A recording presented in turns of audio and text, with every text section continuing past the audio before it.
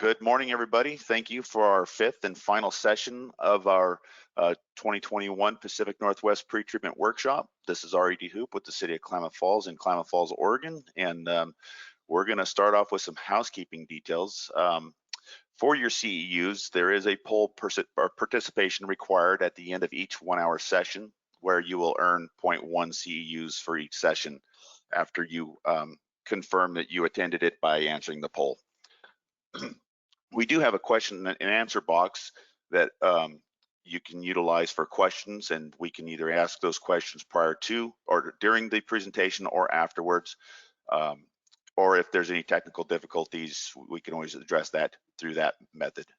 We're going to try to have a break between each session for 5 minutes, and we do value your feedback. At the end of the workshop, you will be receiving a survey, and that'll help us plan for next year and see how we're doing and just make sure we're fulfilling your needs. This presentation will be recorded and posted on the website at the end of the workshop. So with that, I'd like to introduce our first speaker. It's pumper collaboration with FSEs to promote best practices. We have Nancy Sage, she's the Director of Sales, Marketing, and Customer Care, and Eric Mitchell, that both are working with Sequential Environmental Services here out of Oregon. I only have Nancy's bio, so I'm gonna wing it for Eric. Nancy has a bachelor's in business management through San Jose State University, and from 2015 to today, she's been working consistently for Sequential. Her hobbies and interests are home improvement projects, camping, hiking, and volunteering for the Lake Oswego City Council. And with that, if we can give them control, we'll get started. Okay, welcome everyone. Thanks for having us.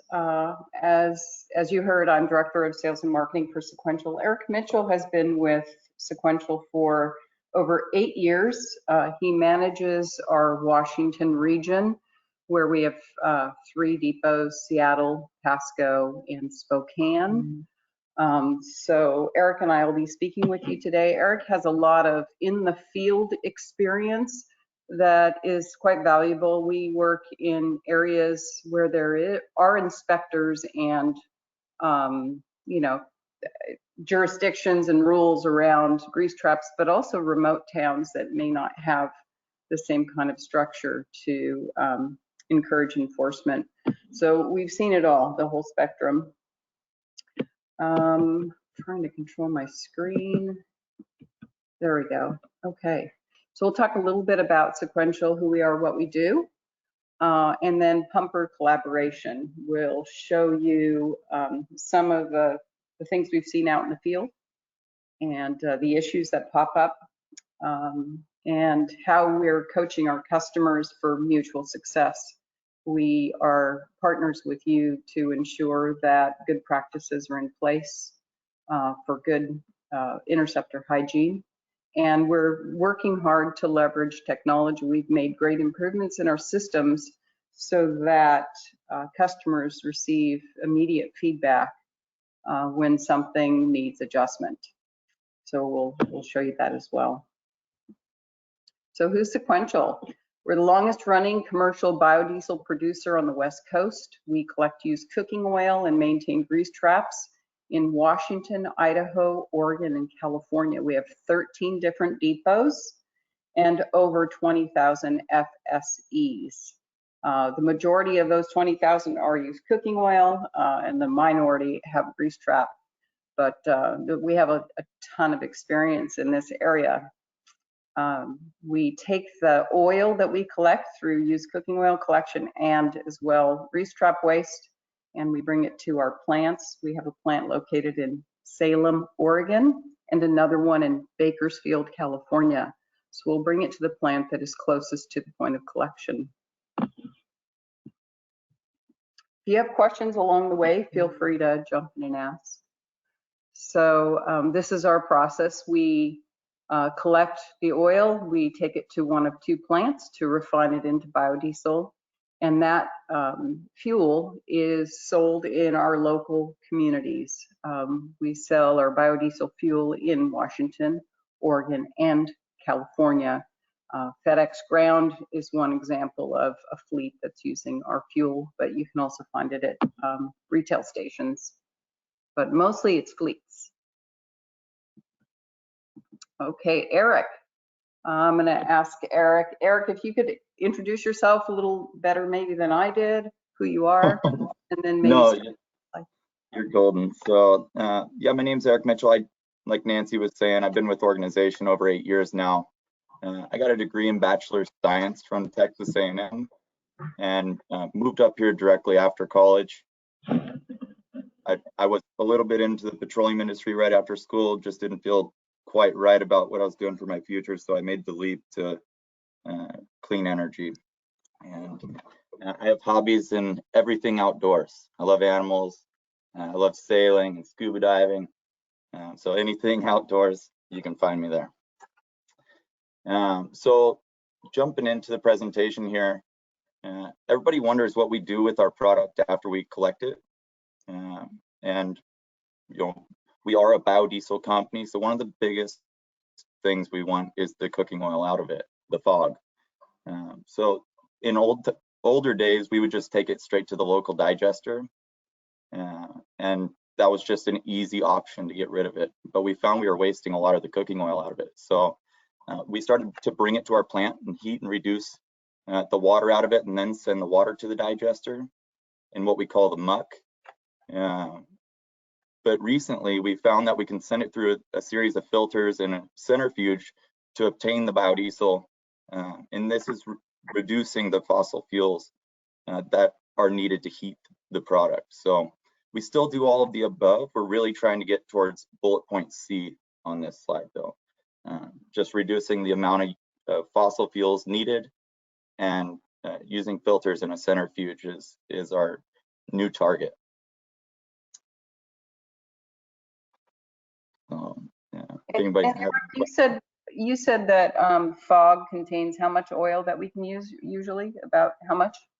So that's really up to the customer on how often, how frequent we're servicing their location, and how much, how many customers are coming through a business. So, you know, if they're on track and they're sticking to the King County guidelines, it's 25% maximum, which is still big time. If you're talking about a 5,000 gallon grease trap, now we're talking about 1,250 gallons of cooking oil and fog that we can pull out of that grease trap.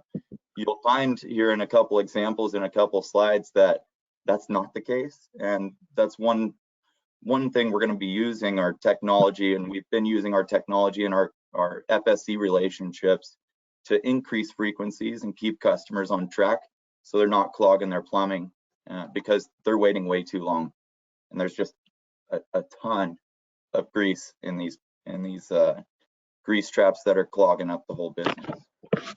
So we'll see some pictures here in a little bit of the fun I've found in the field over the last couple of years, but it's pretty wild. There's 80% fog sometimes. Sometimes it'll be 100%, and the whole business is stopped and backed up into the sink. So like this slide is saying, that looks great. They're maintaining the grease trap.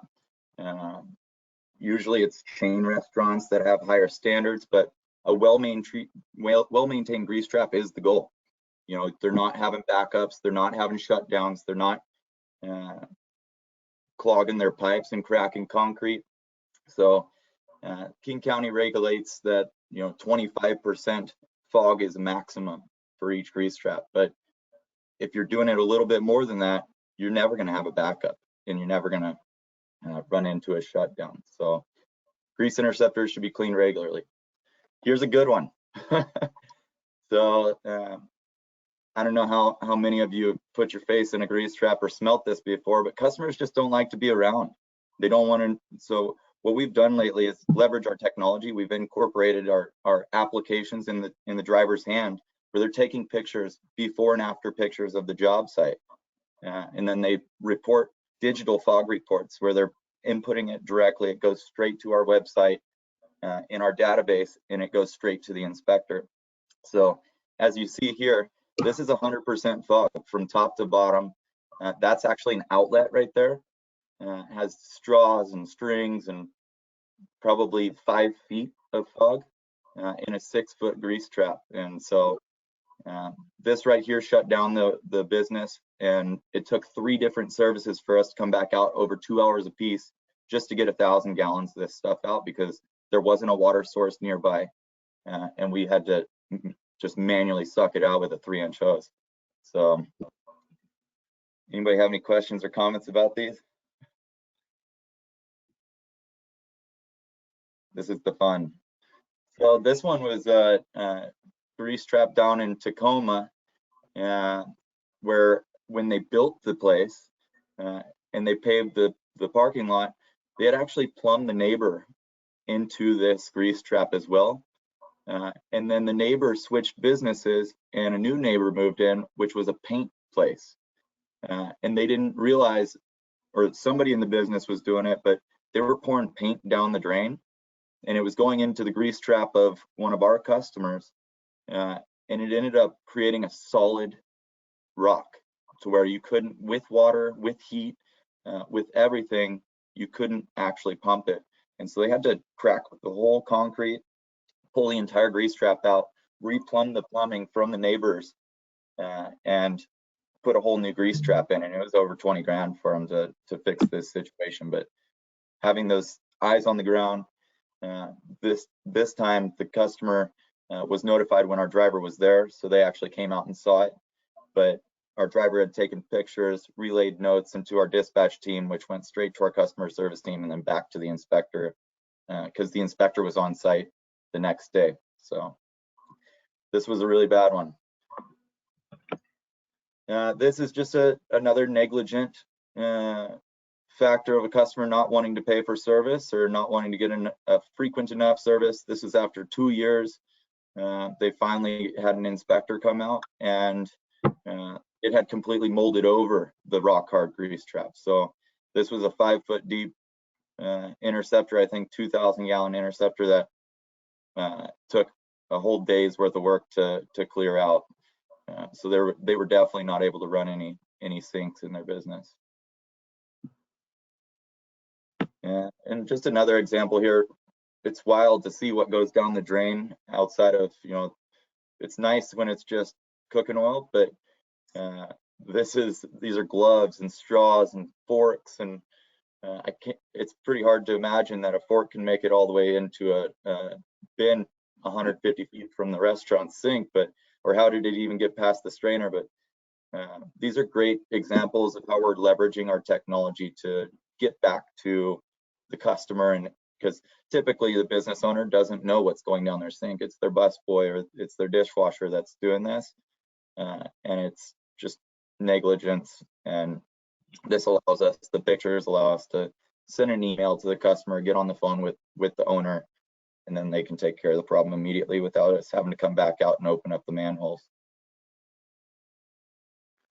So here's some of the products. We have an external grease trap driver that loves LinkedIn, and at the end of his night, he was a little frustrated because he kept having to stop his pump and declog his hoses, and found that there were a bunch of bags and hoses and sticks and all kinds of things that were thrown into this external grease trap. And he posted on LinkedIn, things that are found in the grease trap. If you own a restaurant, train your folks that they need to throw away the garbage like this and not let it go down the drain. This made it to the grease trap, but how much of it's still in the pipes in your walls, parking lots, or sidewalks? It's cheap to have us clean your grease trap, but a plumber has to rip into your walls or concrete. It's going to hurt the pocketbook. Have a good night. So yeah, we really leveraged technology, and he took to a social business platform on that one. This was a example of a burger bill, I believe in Vancouver, somewhere in Washington, that had a rusty grease trap, and it was leaking into their foundation. Luckily, Burger Bill is really responsible with their program, and they had this swapped out, I think, the next week. before the inspector could even make it back. So it's really appreciated when customers are responsive and they've taken to our software and our technology platforms to see the feedback that we're doing. You'll find that these customers don't want to be around when we're servicing the grease trap, as you can imagine, because it smells really bad. And so you know, they used to have to send somebody in at 3 in the morning because they can't do it when close to business hours. And now they're giving us keys and codes and trusting us to go into the organization in off times because we're providing photo documentation. And you know, nobody wants to pay for these things because it's a stinky obstacle in their business that really doesn't pay them back. But in the long run, if they think through it, it does pay them back when they don't have to crack the concrete or get a line jetter out to clear their lines. So kudos to Burgerville. Here's an example of a broken T at the bottom. So it wasn't going into the correct baffle. It was skipping the first baffle, going straight into the second and right to the outlet. And luckily this customer got away. You know, it's hard to get people like this notified without photos, because then you have to go back out, drain the whole grease trap again, which costs them thousands of dollars just to see the broken pipe at the bottom. They have to shut their business down so no products or fogs running into the grease trap at the time of repair. So this really helps. You know, they might have to clean it out again because they're going to run their operator the next day before they find out, but this really helps not having to do it a third time. Thanks, Eric. Yeah, no, thank you. If anybody has any questions, please feel free to jump in. All right. So here's an example of notes where our service manager said the driver cleaned this grease trap and recommends increasing frequency. In other words, what he found when he serviced the grease trap was bad news, and we need to tighten up the frequency. And that didn't happen. You see, that was in August. And in October, we received an emergency request. I need it today. So when there's an emergency request, we have to turn our world upside down to get out there, and there's an extra fee added. Well, that $250 emergency fee is more expensive to do if you entertain those emergencies on any regular basis versus doing the right thing and setting the right frequency. So we ended up, after that emergency, they agreed to change the frequency to something tighter so that we're responsible going forward. So we do get those pictures, and drivers will give us feedback saying, you know, this isn't right, they need to make a change, and we'll reach out to the customer. We also have some technology in place that looks at the proportion of fog to water. And in this Buffalo Wild Wings example, down at the bottom, you can see 15, 15, 70. So they have 30% fog. Anytime the fog is above 25%, our customer gets a notice like what you see below. That's an email cut and paste that says the frequency needs to be reconsidered.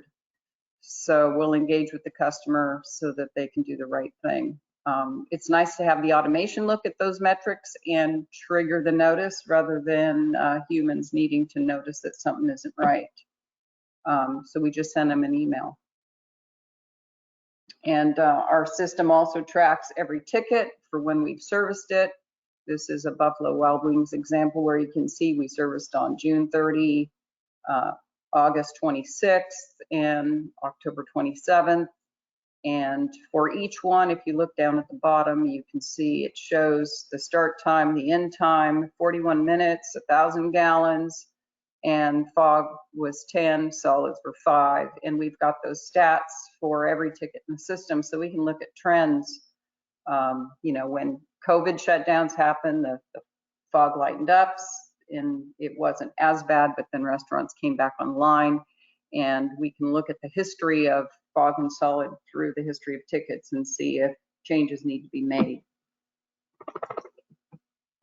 And pictures, Eric's mentioned, we take pictures. Usually we see about 6 pictures per service. They try to take a picture of the environment. So the picture on the left You'll see the manhole covers and then the before and after pictures. This just shows 3, but usually there are 6 pictures per ticket or per service. And you'll notice that our app, the app that the driver's using, also will date and timestamp at the bottom of the photo when he was there.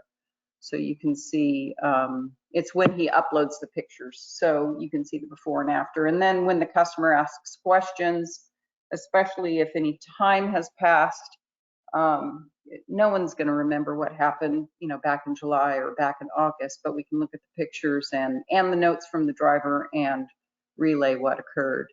So the pictures go a very long way to working with the customer and the inspector as to what happened.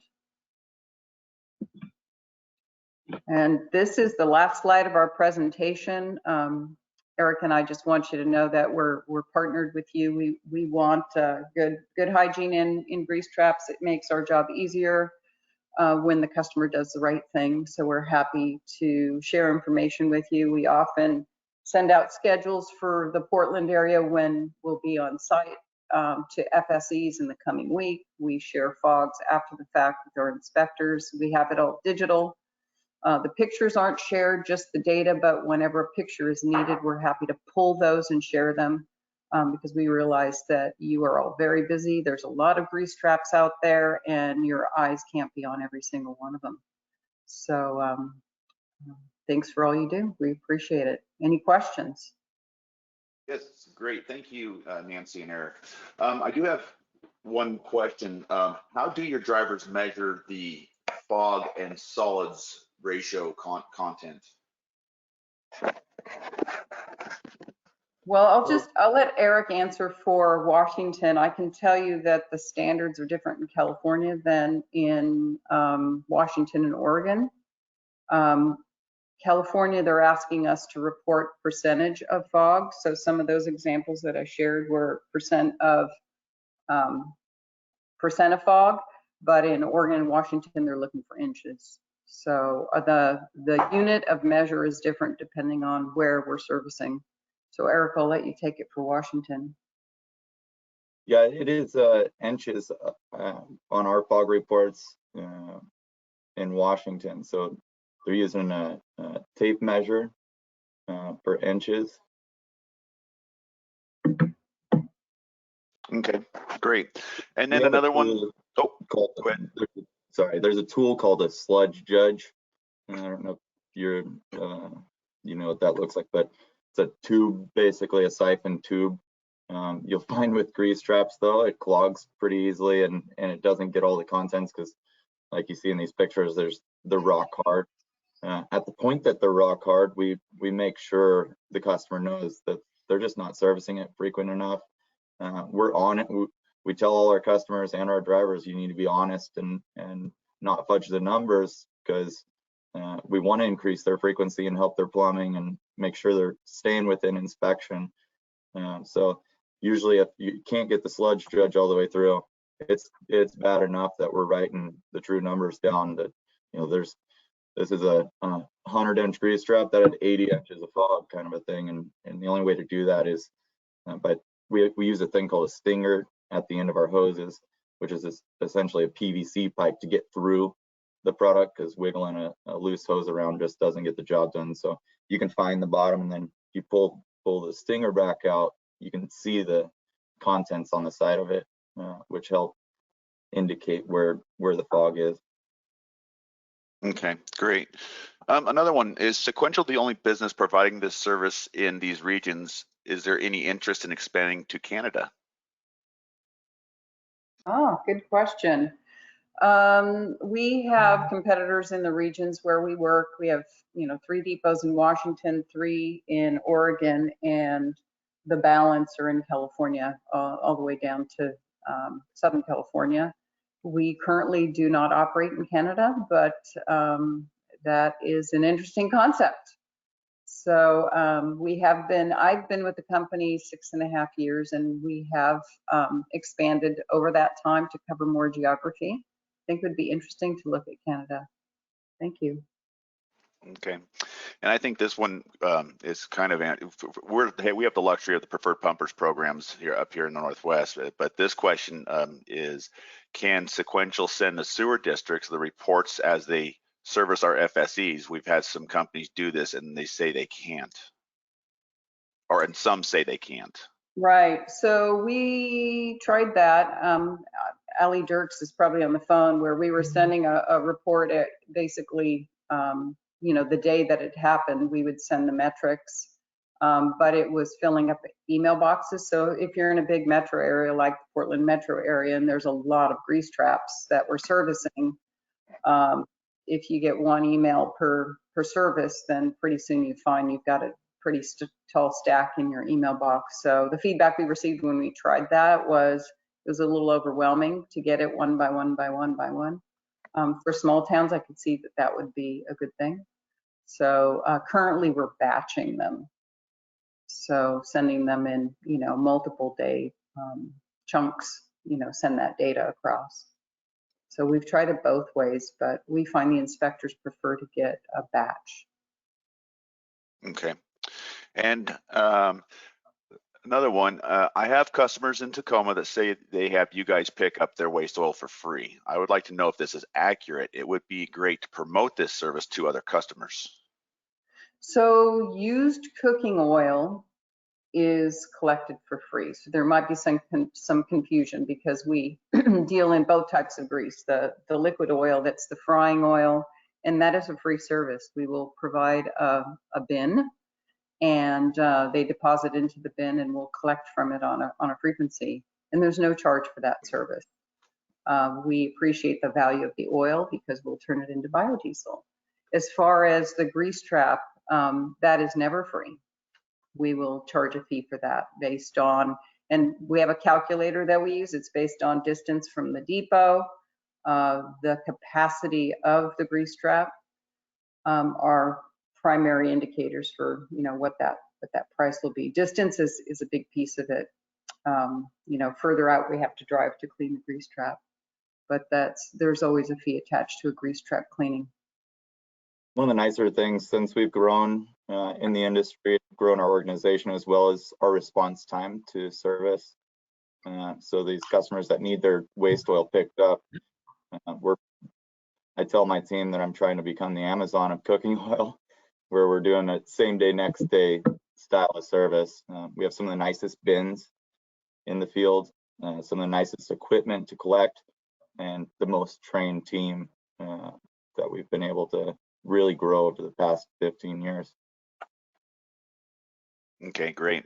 And the questions are still rolling in. So does Sequential have the capabilities to accept other pumpers' grease waste? Do you have any location in northern Washington to discharge the Interceptor contents? I'll explore it. I recently just started doing a 5,000 gallons a week with another customer, so that's bringing it to our facility.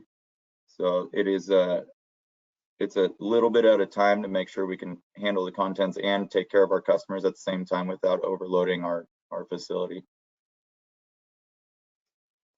Okay. Is Sequential looking into alternative used oil collection containers? Lots of issues with overflowing or tipping of barrels in our city. Oh, go ahead, Eric. You go ahead. So we have our own manufacturer now that's creating some of the most sturdy double-walled, double-welded bins that have locks and grates on the locks on top. You'll find majority of bins that get tipped over the 55-gallon drums. And just for the value of the oil, we're trying our best to swap these out. Containers are around $1,000 a piece for a really good one. And when you have 25,000 customers, you're starting to talk about $30 million a bin. So I'd say we're going through about 50 new bins a month in Seattle alone, probably 100 a month in the state of Washington, and probably Portland combined. So yeah, if you notice, there's a certain area that is getting hit harder than others. You'll find that transients have really picked up the pace on tipping bins, and it's just the nature of the game with them, I guess, at night. But we're doing our best and whatever information we can get on whatever area to swap out 55-gallon drums for sturdier bins is Right. definitely one of our goals. I'll just add that some downtown areas are very densely built and there's no space for outside containers. So in cities like downtown Seattle, where space is tight, or downtown San Francisco, we service most of San Francisco. It's difficult because there's no room. There's a lot of inside containers. So if tipping is a problem, we can go inside with one or more tubs that go under the counter. We avoid using drums in any city area, meaning if it's out in a rural area, we might use drums. Otherwise, we're using rectangular metal bins that are difficult to move. So we're very sensitive to the, the kind of downtown problems, and we avoid drums downtown. So if you notice something, let us know. We can always swap it out. Okay, yeah, and that question actually came from Eugene with an exclamation point, so I have to make sure. I feel the same too, and it is not fun to go clean one up. Well, yeah, and that's one thing in a region like the Willamette Valley where you have more rain, or precipitation, those overflows create a whole other set of problems too. So. And another question, how do you determine the frequency of picking up fry oil from bins to prevent overflows? So we start with when a customer's brand new, we don't actually know how much they'll generate. If we ask how many fryers they have and the capacity of the fryers. So if they have 7-gallon fryers and there's 2 of them, that's 14 gallons. We ask how many times they're emptying it. Let's say they empty those 2 fryers once a week. So 14 gallons a week times 4 for a month. That's how we get to what they'll generate. So the first question is, what are they generating? Keep in mind what you pour into a fryer is more than what will come out because the oil goes into the food as well. So we're using the full fryer amount for the calculation, even though less will come out. And then we try to size the container as large as we can because we want fewer trips, not more trips. But it depends on space allocation. In other words, do they have a space out back where we can put a bigger bin or not, or does it have to be in the kitchen? So then we'll maximize the size of the bin and take into account what they're generating based on what I just shared, and then we'll come up with the frequency. What's difficult is summertime tends to be more productive for oil for all restaurants, tends to be, than winter. So there's seasonality to that. And if a restaurant becomes more popular and they're emptying their fryer more often, we don't necessarily know that. So when a customer calls in ahead of frequency, we'll look at our math again and try to figure out if we need to tweak or change that. So that's what we're doing to figure out the frequency. And one other thing, neighbors. Neighbors are the biggest problem. We've seen in Seattle where, especially in Chinatown, a small restaurant next to a big restaurant will just use the big restaurant's bin, and they'll, without anyone knowing, they'll just go there and pour their oil in. And we haven't calculated for that. So if we think they're on a 2-week frequency, but 3 neighbors are pouring into the big bin, suddenly they're full and nobody understood why. But that does happen. That's, I would say, when the surprises usually hit us, when the neighbors are involved. And we'll try to sign them up if we know that's what's happening, so they have their own bin. But sometimes they won't share that information. Okay.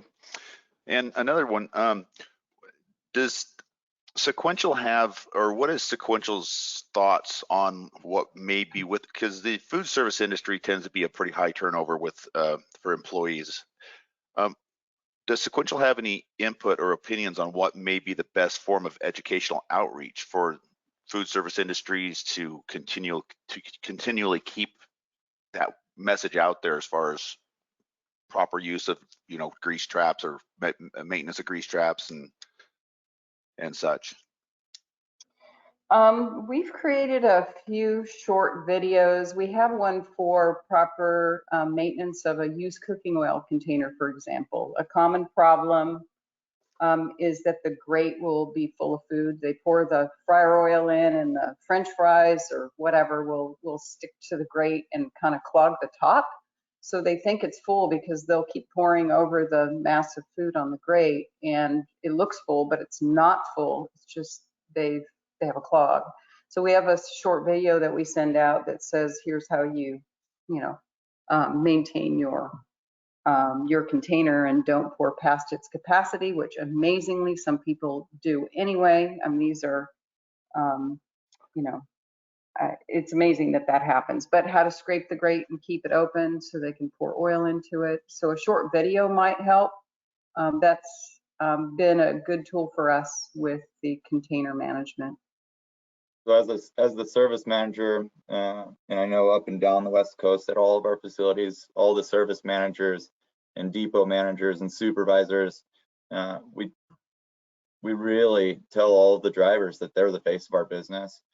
They're the only person the customer sees, and building that relationship between them and the customer not only gets them free food while they're en route, but it helps them understand the importance of different aspects of their cooking oil bin, or when they're in the business doing an internal grease trap, they're talking to the staff inside the kitchen, and they build better relationships by giving them honest feedback, professional honest feedback. So I've found the best way to communicate with them is just being direct and professional and polite, but giving them the truth on the ground.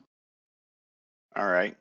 And this is more of a comment than a question, something to consider, and I have seen this firsthand, something to consider making used oil containers shorter to make it easier for staff to pour oil into it to reduce spills, which get into storm drains and cause slip hazards. So yeah, I think our tallest bin, and correct me if I'm wrong, Eric, because you see the bins more often than I do, is about 36 inches.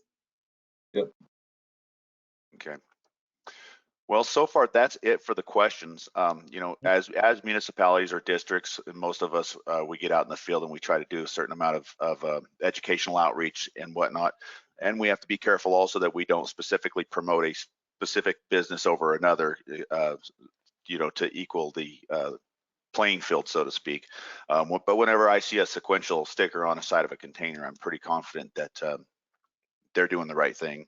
Or we hope so anyways, but Yeah. error's human. But anyways, Yeah. Ken, I'll turn it back over to you for a poll question. And then Okay. I've got a question too after you're done. Go ahead, Ken.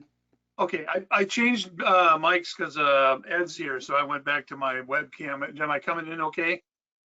Yes. Great. Okay. All right, then I will launch the poll here. And the poll is: a properly maintained interceptor may have how much recoverable grease? Please select 1, 10%, 15%, 25%, and 100%. And remember, we're looking more for a answer than the correct answer. This is really to test primarily that you're still paying attention for CEUs. So I'm gonna usually run these for about 45 seconds, and we're about 30 seconds into it. So although we've got good participation so far, so I think I'm gonna go ahead and start the countdown at 5, 4, 3, 2, 1, and I'm going to close the poll and share it.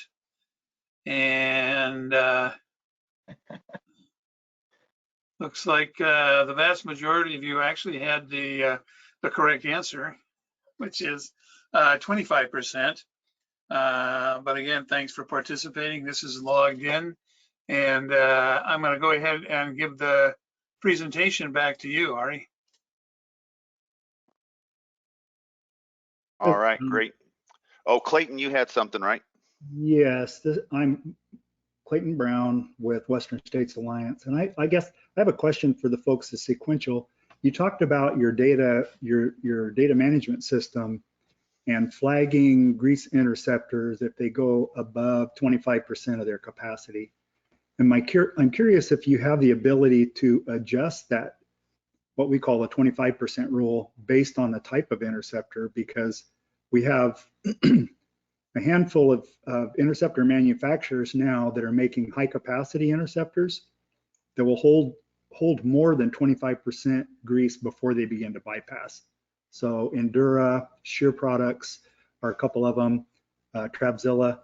And so I'm curious if you can make adjustments to that 25% depending on the interceptor. Yeah, currently we can't do that. There's it's wonderful to know that the designs allow more than 25%. We would still send the notice to the customer, and it would be incumbent on the customer to understand that they're really okay, because we do share the specific metrics that we found. For example, 15, 15, 70, and they might look at it and say, oh, I'm okay, I'm still in the green, right? I'm not in the red. So they'd have to know that on the receiving end. We would send the notice out. So if a customer wants to change a frequency, we require documentation. That way we don't get kicked back.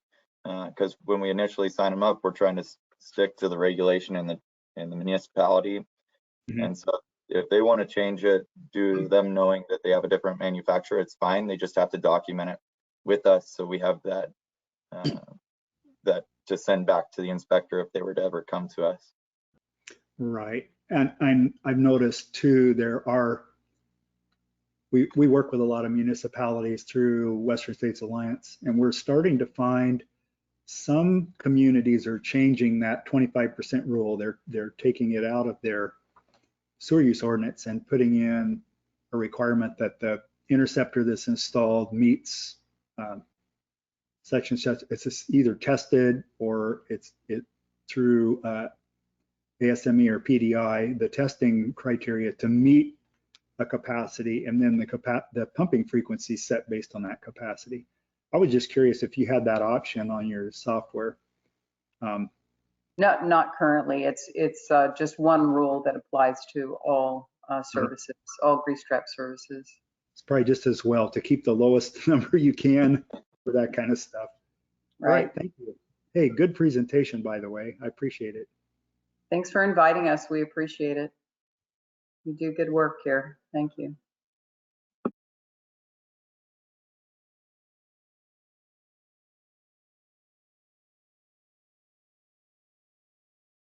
Ari, you do have one more. There's somebody else said. No, that was a communication.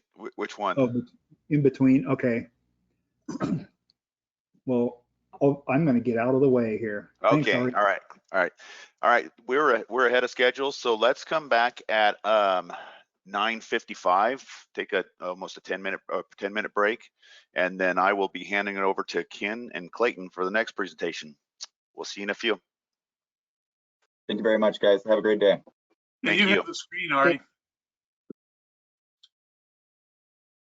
Are you seeing the schedule?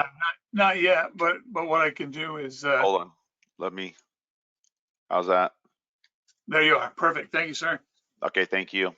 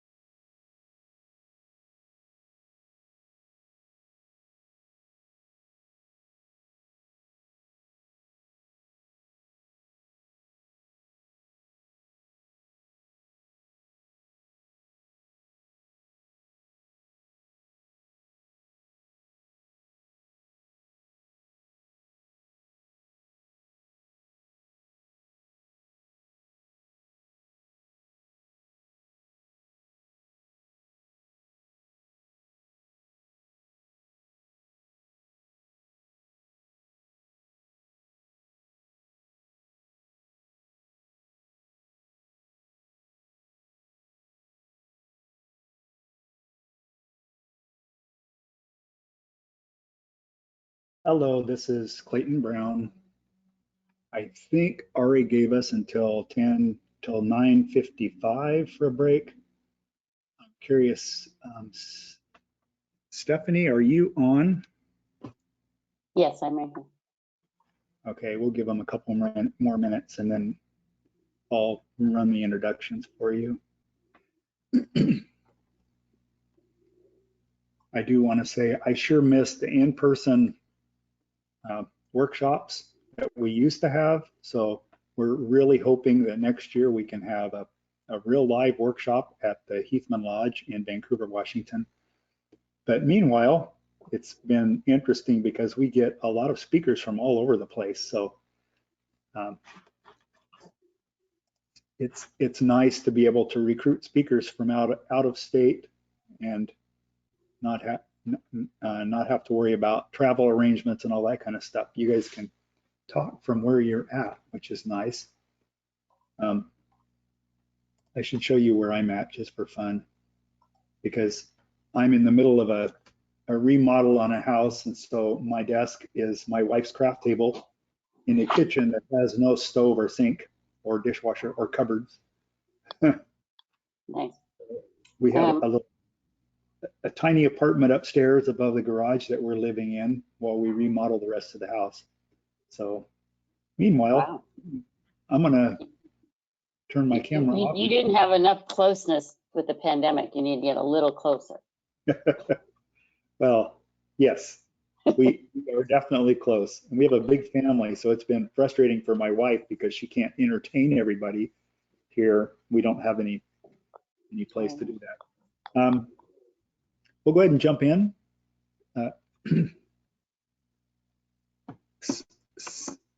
Stephanie. Oh, come on, Clayton. My screen keeps getting covered up by other stuff here. So I want to introduce Stephanie Hughes, who is a senior lecturer and consulting engineer and works at Santa Clara University in the Department of Environmental Studies and Sciences in Santa Clara, California. She is going to be talking today on pesticides, and I'll let her do a more thorough introduction of her presentation. But Stephanie comes to us, she's got a Bachelor of Science in Chemical Engineering from the University of Minnesota and a Master's of Science in Chemical and Civil Environmental Engineering, 2 masters from Stanford University.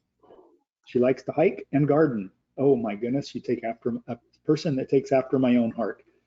So with that, I'm going to turn it over to you and you can take off with, I need to, I don't know if I'm the one that changed. I just got the prompt to show my screen. Yep, you did it right, Clayton. Are you now seeing my screen? Yes. Yeah, it's in editing mode, not in presentation mode. Yeah, it's coming. How's that? Now, if you go up and to the upper left display settings, Okay. It's on my right. What am I looking for? Maybe up at the top, there's a line that says show taskbar and end slideshow. In the middle of that says display settings. Yeah, what we're seeing on the screen is the speaker's notes pages along with the presentation. Oh, So I'm assuming you have 2 monitors. I do. Yeah, so if you up above on the speaker slide one, where there should be like Clayton said in the upper left, it says display settings. And if you can find that and click on that, one of the options will be to swap. And I'm still looking for display settings. Hang on, folks. Audience view. Oh, I see. Oh, I see how you're seeing that. Oh, I see. it's on the notes, the notes page for PowerPoint. Yes. Oh, to go to my PowerPoint and do that? Change it there? Yep, Oh, I see where you're saying. Oh, I have to go to the other. I'm with you. That's it. There you go. I'm with you. All righty, there we are. I see. I was looking at the wrong. Okay. Oh, well, this will be interesting. Okay. That's odd. All right, no problem. All right, so you are seeing the correct slides then, and then you, are you seeing me? Yes. Okay. And what you can't see is there's a sleeping at the moment puppy, a small little puppy down here. So hopefully she stays sleeping for this presentation. Good luck with that. Thank you. So I am indeed going to talk about the link between flea and tick control on effluent toxicity. I actually have some Oregon roots. I lived in Corvallis and the Alsea area when between age like 3 and 10. And my husband and I took a road trip with this particular dog here that you see here, Bo, this summer, as we thought I was going to be giving a talk live in September for this program. And so we planned a road trip, which we enjoyed very much. We didn't get all the way up to Portland because we didn't have to. But we went through Ashland and down to Brookings and up to Yachats and over to Eugene, and just had a lovely road trip. It was really great. So there are a number of organizations involved in the project that I'm going to talk to you about today, and you can see them listed here. So what I want to discuss, kind of the first half of my talk, is the scientific basis that we have for saying that there is transport of indoor flea control chemicals to the sewer. Effluent is now for some of these pesticides exceeding toxicity thresholds for aquatic invertebrates. And there's also potential for impact for potable reuse, which ties into municipal climate adaptation plans. So that's kind of my first piece of this.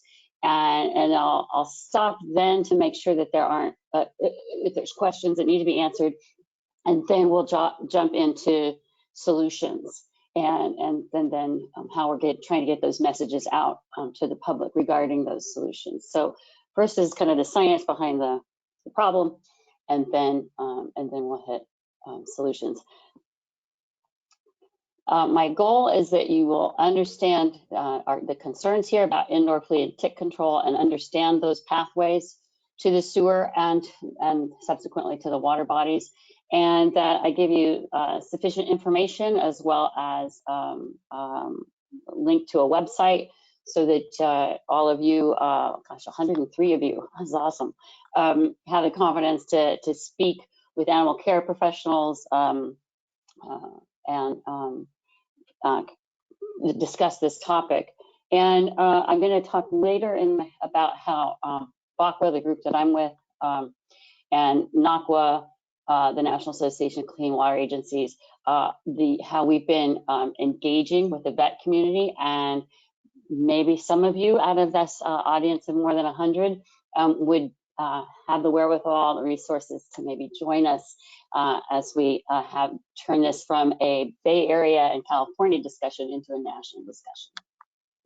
So some of you may be familiar with BACWA. It's a Bay Area Clean Water Agencies and Bay Area Association of Clean Water Agencies, and it's a collaborative of a number of wastewater treatment plants that ring San Francisco Bay, serving more than 7 million residents. And BACWA has worked to be very proactive on pesticides, and I have been working with BACWA on flea and tick pesticides specifically since about 2014, when we realized some of these toxicity issues, and we've been reaching out to EPA and the Department of Pesticide Regulation here in California to let them know about these effluent toxicity issues we're having. And you get a little bit of pushback from EPA if you don't have like the science to really showcase what's happening. So we've been working with San Francisco Estuary Institute and the California Department of Pesticide Regulation on that science and doing some monitoring. And I'm going to share some of those studies with you. Again, that'll become my first half of the talk. And then we've been working on safer alternatives as well. But that's just so that's what we'll focus on. Washington USDA. I am hearing voices. I'm hearing a couple of voices, sorry. Thank you. So this is from Dr. Rebecca Sutton, some of her work from San Francisco Estuary Institute. And this is a quote from one of her papers. The issue being that conventional wastewater treatment technologies generally pretty ineffective at removing pesticides from wastewater, and therefore aquatic life reference values that EPA develops can be exceeded in undiluted effluents. And she lists some of the problem actors here as well, and I will talk about them more. So for POTWs, this can be a major issue. It's possible for some of these pesticides to contribute to process interference, because after all, these are meant to kill invertebrates, which are your workhorses, right, at the treatment plant. So that is possible. Certainly adverse impacts to receiving waters, which leads to then permit compliance issues. It also exposes POTWs to the potential for third-party lawsuits under the Clean Water Act, and potential either degradation of recycled water quality or the ability to reuse the biosolids. And I actually want to talk about that for a moment. I want to focus on the recycled water issue and explain the linkage there. So a lot of agencies are engaged in recycled water projects. And this is as of 2017 planned or constructed recycled water projects. And it's not that the pesticide would stay in the recycled water, because reverse osmosis is going to take those pesticides out, right? The issue is that reverse osmosis concentrate would now be, say, 5 times more potent in these pesticides, and it then would be normally discharged to a wastewater facility and mixed with that effluent, and you're not going to be able to, or directly discharge potentially. And there's no, given that effluent already is reaching these aquatic toxicity values, if you concentrate it that 5 times more in that concentrate, it's going to be too toxic to release out into the environment. So this could either, we're seeing this could increase costs or even prevent potable reuse outright. So we need to think about how if there are opportunities to reduce the use, minimize the use of these persistent pesticides, and figure out if there's opportunities for mitigation and regulation, so that we can have the full benefits of water reuse and have those urban water supplies as we look to the future. So the conundrum for the POTWs is there are so many pesticides that are used and discharged. They're passing through, and some very low concentrations. Here in California, aquatic toxicity generally is being linked to current pesticide use. And at the same time, it's not something we're going to be treating for, right? And so we're the recipient of all of these pesticides, and yet at the same time, at least here in California, and as far as I know, this is true in other states, correct me if I'm wrong, but state law prohibits local pesticide regulations. So as a POTW, we can't regulate for fipronil or imidacloprid or something that might be causing toxicity in our effluent. So we have to figure out a broader solution. So specific to flea and tick control, what I want to present to you is that pesticides from flea and tick control products are reaching the sewer. They have been discharged. I'll show you some data specific to San Francisco Bay where they are exceeding toxicity thresholds. And that, so let's get into it. Let's get into fleas in particular and flea treatments. And I'll talk about ticks a little bit as well. Here's our Flea Cycle, as you were. You've got the adults, eggs, hatching into larvae, and then the larvae forming a pupa. So pesticides, if you're trying to stop the flea cycle in someone's home, the consumer might pick an adulticide, or there are what they call insect growth regulators.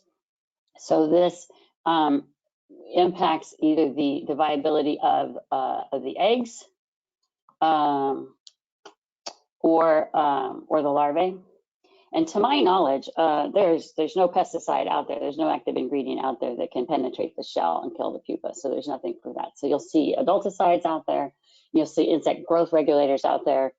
Because some of these parasites have been evolving resistance, where you used to see just one adulticide, now you're seeing combinations of adulticides and insect growth regulators. So you'll see on the package 2 and 3 different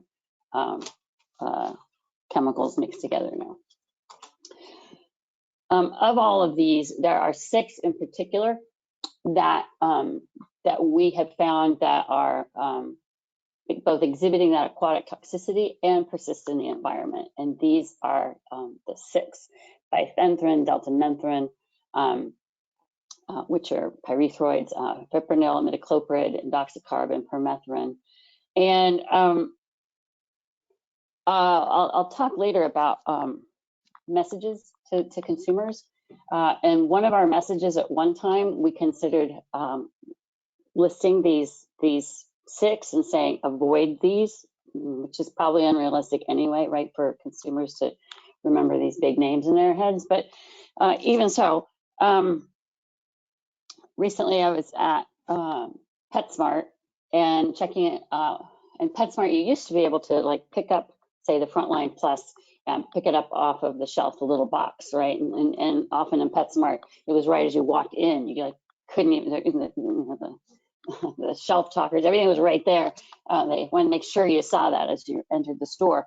Well, now, probably because it's theft, you can't just, from PetSmart anyway, you can't just pick that off of the shelf, the little box, and read the ingredients and see what you're getting.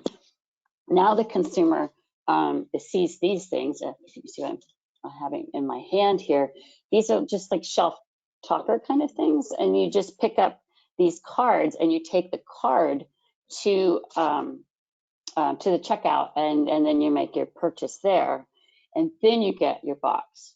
Well, the issue with that is most of these, I have a bunch of these, and most of them you can't even tell what the active ingredient is. There's zero information about that. And I actually reached out to our state Department of Pesticide Regulation about this, because it seemed to me that shouldn't be legal. It says here, same active ingredients as X, Y, and Z, but it doesn't tell you what the ingredient is. And for reasons that still confound me, it is legal for them to do that, so that now the consumer doesn't even know what chemicals they're buying and bringing into their house. So they've already made the purchase, and then they get the item and they walk out the door. So, and I'll talk more about the DPR asterisks in a bit. So which of these indoor uses contain pesticides that are problematic? And we have the topicals, the collars and the spot treatments, shampoos and dusts, and house sprays and foggers. And so what's happening? Those of you being in pre-treatment, I imagine this is going to be an easier sell to you than it is when we try and sell this to EPA. But here's what we're seeing. So this is our kind of fate and transport model.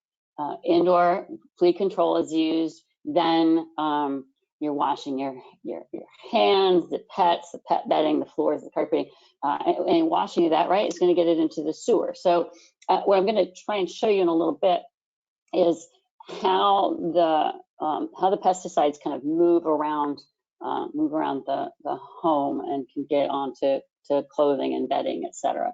So then any of that's washed, goes to the sewer system, and then it's discharged to the water body, recycled water, etc. Okay, so that's our main theme here.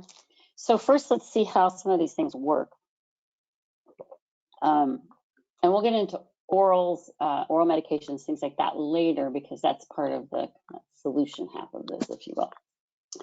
So collars, these work topically. So there's either topical or systemic. So if it works topically, it's on the body of the animal, so it's requiring direct contact with that, either the adult flea or the eggs or the larvae. A lot of these are adulticides as the main ingredient, and they typically last 6 to 8 months. One thing that I found when I was doing the research on this that kind of concerned me as a pet owner is that while it's designed for the active ingredient to slowly permeate out of that collar over time, when it's been stored in the packaging with a little plastic baggie and sealed, however much time it's been sitting on its shelf, it's also been permeating out. And so when you first put that on the pet, it might expose the pet to a very large dose of active ingredient. So, topicals, the spot-ons, where you put it on the neck of the animal, typically, those also, with one exception that I'll share on my next slide, these also work topically on the fur, requires direct contact with the flea again. And in this case, they all include adulticides, but they might also have these insect growth regulators for the eggs and the larvae. And so all of these, the topicals and the collars, because these all these work topically outside of the body, these are considered pesticides and are regulated by EPA. The other thing to notice is a lot you'll see on their signage, on the packaging, it tends to tells the consumers that it won't wash off. Yes, I have that in quotes. I'll show you something that suggests differently in one moment. So Revolution is the one topical that works systemically. So you apply it topically to the neck. I'm always the pet when I do this. It's applied. You apply it topically to the animal, but it does break that skin-blood barrier and it actually works systemically, just like orals would. And so, so the flea has to bite the animal and obtain the pesticide in that way. And because it's systemic, regardless of what the ingredient is, it's considered a pharmaceutical because it works inside the body. Even though you applied it topically, it, like an oral medication, is working systemically. So it's regulated by the FDA instead of EPA, and it requires a prescription, just like the orals do. So I'm next going to get into some evidence about how these are moving around the home. This is one of my favorite set of photos. This was done in UC Riverside a few years back. And so they used Frontline. They used the Frontline with, which contains fipronil. And they took the bottle, the Frontline, and they used it just as you would, just as the packaging directs you to, the instructions direct you to. But they added a little bit of fluorescent dye. And then you can see here, there's photographs of the animal and then the person handling the dog afterwards. They also had people wear white t-shirts and white socks. And these were at people's homes, and they watched. Basically, they watched it move around the home. So you can imagine if you're applying a topical treatment. I mean, if you've done it before, you kind of see that area gets a little sticky, and then it kind of moves about. And you could imagine that it would then move to the pet bedding. And indeed, they found it on people's t-shirts. They found it on their socks. They watched the tracer move around the home.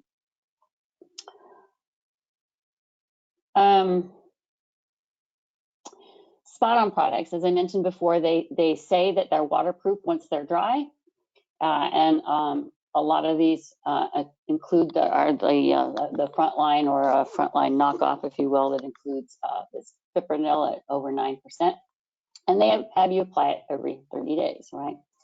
So the California Department of Pesticide Regulation, they conducted a study a few years back where they did a dog washing study where they had the dogs were treated with frontline per directions, and then they would wash the dogs at 2, 7, or 28 days and test the bath water and do a mass balance and see how much of the fipronil washed off. And these are the results of their study.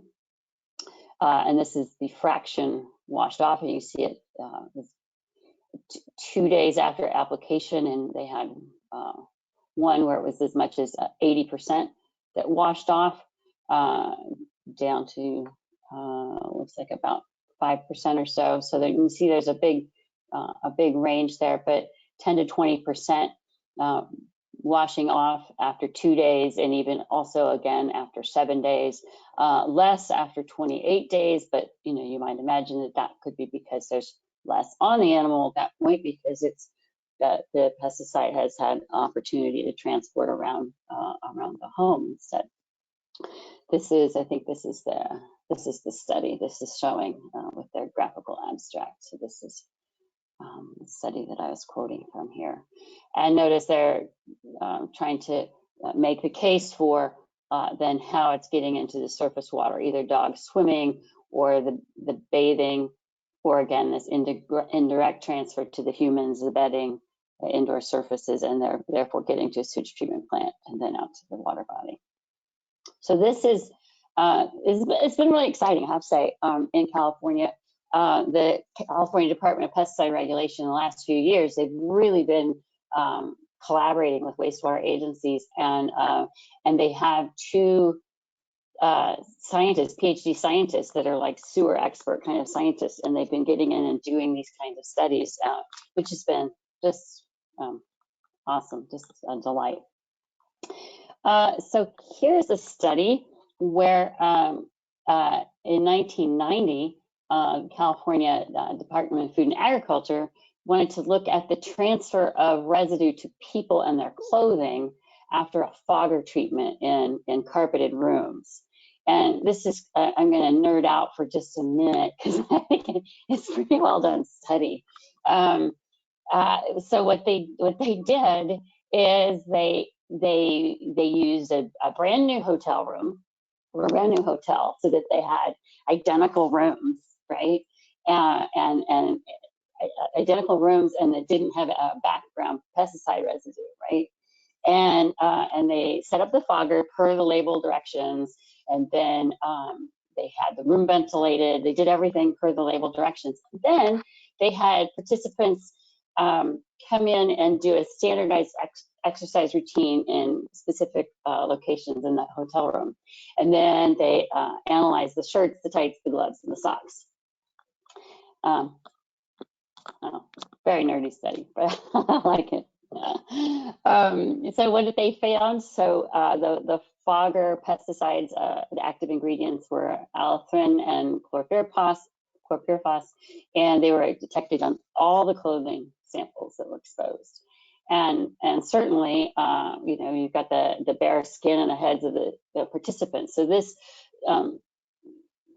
perfect evidence, and to me, that that use of foggers, then where here's our fate and transport of how that fogger in that room is going to transfer to the sewer, right, from the clothing or from the washed humans.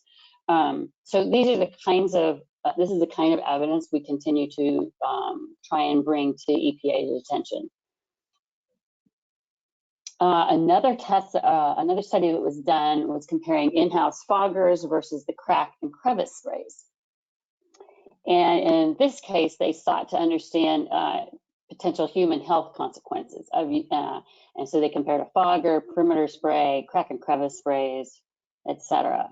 And not surprisingly, the fogger applications resulted in the highest chemical residue throughout the home. And then the crack and crevice and spot applications, high levels of pesticide concentration, but right at the targeted site. So that was evidence to them that crack and crevice applications would be the most effective application. So it's reducing exposure to the humans and increasing the efficacy at the point of where. So this would be like if this would be more for like ants coming into the home, right? So crack and crevice sprays for something like that. But so this again, so evidence for certainly something that's like a fogger is going to be in the entire room, and it doesn't take a lot of imagination to get from that to effluent. City of Palo Alto also worked with the DPR to sample throughout their sewer shed. And it's City of Palo Alto, but they actually did, it's for several other cities as well. So their sewer system runs through multiple cities here on the peninsula in the Bay Area. And they tied it in with their monthly routine sampling up in these laterals.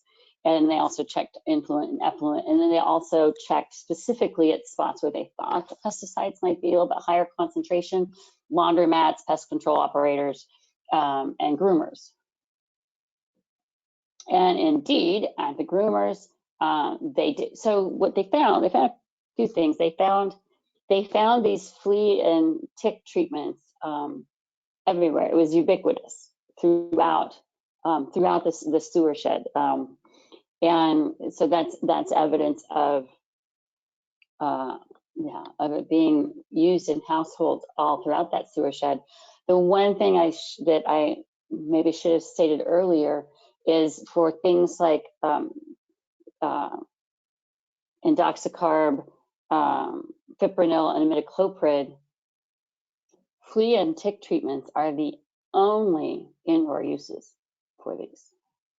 So it's not like there's not an indoor termite. Yes, there are outdoor uses for termites or with fipronil, but there are no other indoor uses of some of these pesticides. It is just for consumer flea and tick control. So, so indeed, we found it throughout the sewer shed in Palo Alto, and then they found it at higher concentrations at the groomer sites. So that gets us to that is the kind of the science behind what my premise was at the outset here. That flea and tick control is getting to the sanitary sewer system, and I want to focus next just a moment on imidacloprid and fipronil, and then I'll stop for questions, and then we'll get on to the solutions and the messaging. I want to focus on imidacloprid and fipronil because they are so common, and they and fipronil has degradants as well, and they and the degradants have been found in effluent at concentrations exceeding toxicity thresholds. I think I'll show you that in the next slide. And the other thing to know, this is actually part of the reason that we went down this rabbit hole about in 2014, is because that's when Department of Pesticide Regulation began evaluating both of these for exposure risk in the home. They're worried about consumers, they're worried about small children, and what our concern is what happens often in our industry is we were concerned that DPR might ban fipronil or otherwise minimize the use of fipronil and or imidacloprid, and in fact they are looking at that now, and because they found very high exposure issues for children in the home and for consumer users in the home. So now DPR is looking at mitigation, and is that mitigation to say that only pet professionals can apply the fipronil, the front line, et cetera, or is it that children need to be away from the pet for 24 hours after it's been applied, or will they ban it or ban certain use? I don't know. You might think we'd be thrilled by that, but our concern is regrettable substitutions, right? That's what happens to our industry. So if they stop selling Frontline, then everybody's just going to go from Frontline over to Advantage, right, with the imidacloprid. And then we have a higher dose of that in the Influent and Effluent. So that's why we started all of this back in 2014, because we knew DPR was kind of on this path, and we wanted to make sure that there were alternatives that were not regrettable. And so yeah, that's what got us started on all this. And now we're trying to reach out to DPR and let them know that there are all these different alternatives. Here is the science behind what I'm saying as far as the toxicity thresholds. The red is fipronil. So this is wastewater effluent at a number of entities here around San Francisco Bay. And you can see the red is fipronil, the purple are the fipronil degradates, and the green is imidacloprid. And for fipronil and imidacloprid, the toxicity threshold for fipronil is 11. In these units, it's all nanograms per liter. And the toxicity threshold for imidacloprid is 10. So you can see the concentrations coming out of treated effluent is indeed higher in concentration than these toxicity thresholds, which are the estimated values below which they're not expected to be a risk for aquatic life. So here's a summary of our concerns that you have heard, and these are our main ingredients that we're concerned about. I will now stop briefly for questions, and then we'll go on to the alternatives and the messaging and the communications we're having at a regional and national level. So the questions first. If there have been any coming through the chat or anything. I don't see any on the chat. Okay, Yes. I'll give people a minute to. If y'all have questions, now's the time to jump in there. And then we can also ask them at the end, but it's a nice time to get some questions out of the way before we hit the next topic. Do you know of any similar concerns with sanitary discharge to the ocean? So an ocean discharge instead of to a river, stream, or lake? Or in our case, to San Francisco Bay. So the issue would be that the undiluted effluent, so that you're looking at saltwater species here in San Francisco Bay. We have an estuary. So it would be looking at the toxicity threshold for those marine organisms. And then while you're likely getting significant dilution with the ocean, the issue would still be if you're doing toxicity testing for your treated effluent, and if it's not passing toxicity testing, it's could be that it's from a pesticide that's causing that. So then you have to dig in and figure out what pesticide is causing that toxicity.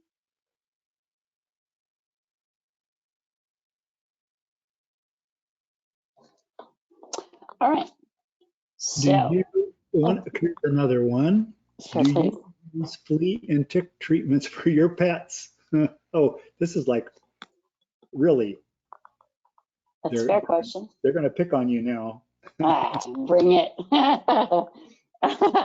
I have a new puppy that is still sleeping halfway through the job. I'm happy. The new puppy doesn't have anything on her right now. We'll start talking about alternatives, and I'm happy to tell you what I do.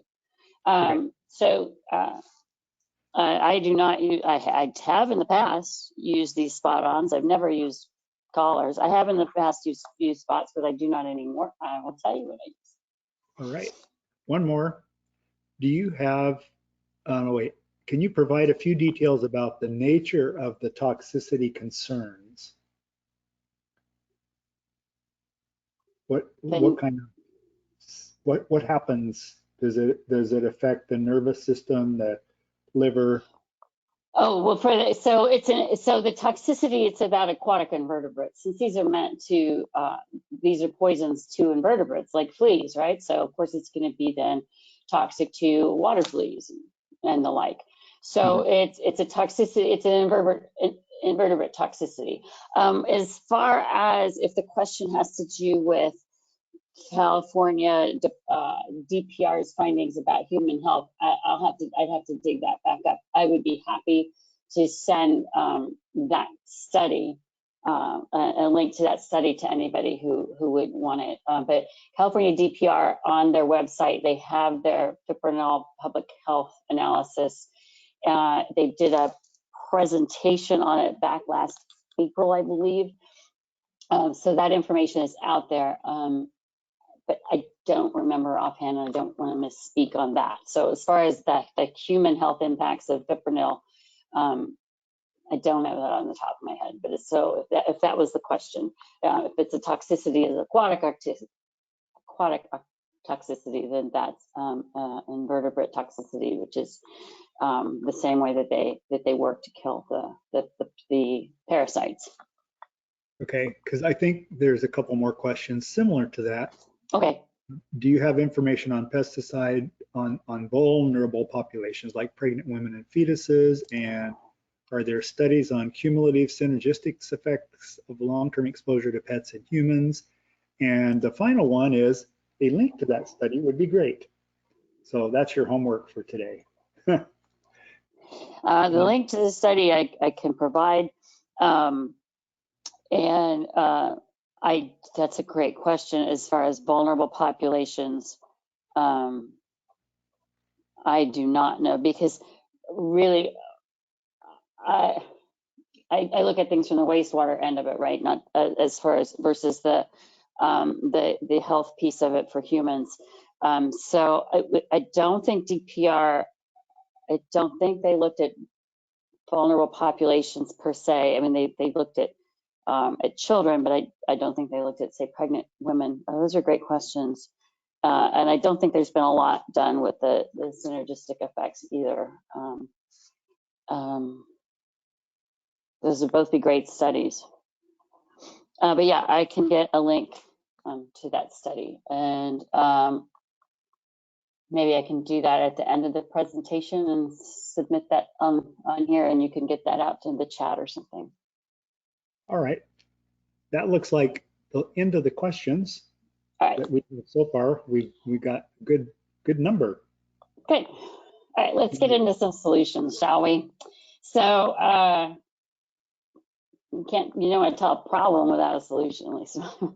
So the oral medication. So the oral meds are systemic in nature, just like Revolution is.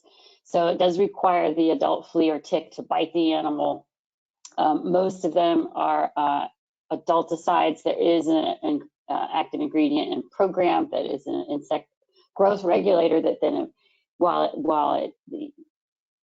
the adult flea is the one that bites in and obtains the pesticide. It does include an insect growth regulator, so that then if that flea does still manage to live long enough to have eggs and larvae, it would impact the viability of those eggs. And they're typically monthly or quarterly. And there's some that have been a little bit newer on the market and have some adverse reactions, but like vomiting and lethargy. But that said, I certainly, back in the day when I was using topicals, I'd see that in my cats too, right? There's no place on a cat that you can put a topical that is not going to lick it off, in my mind. And these are prescription rather than over the counter. Again, they're regulated by FDA, not EPA. This can become an issue, these things that are prescription, when we're looking at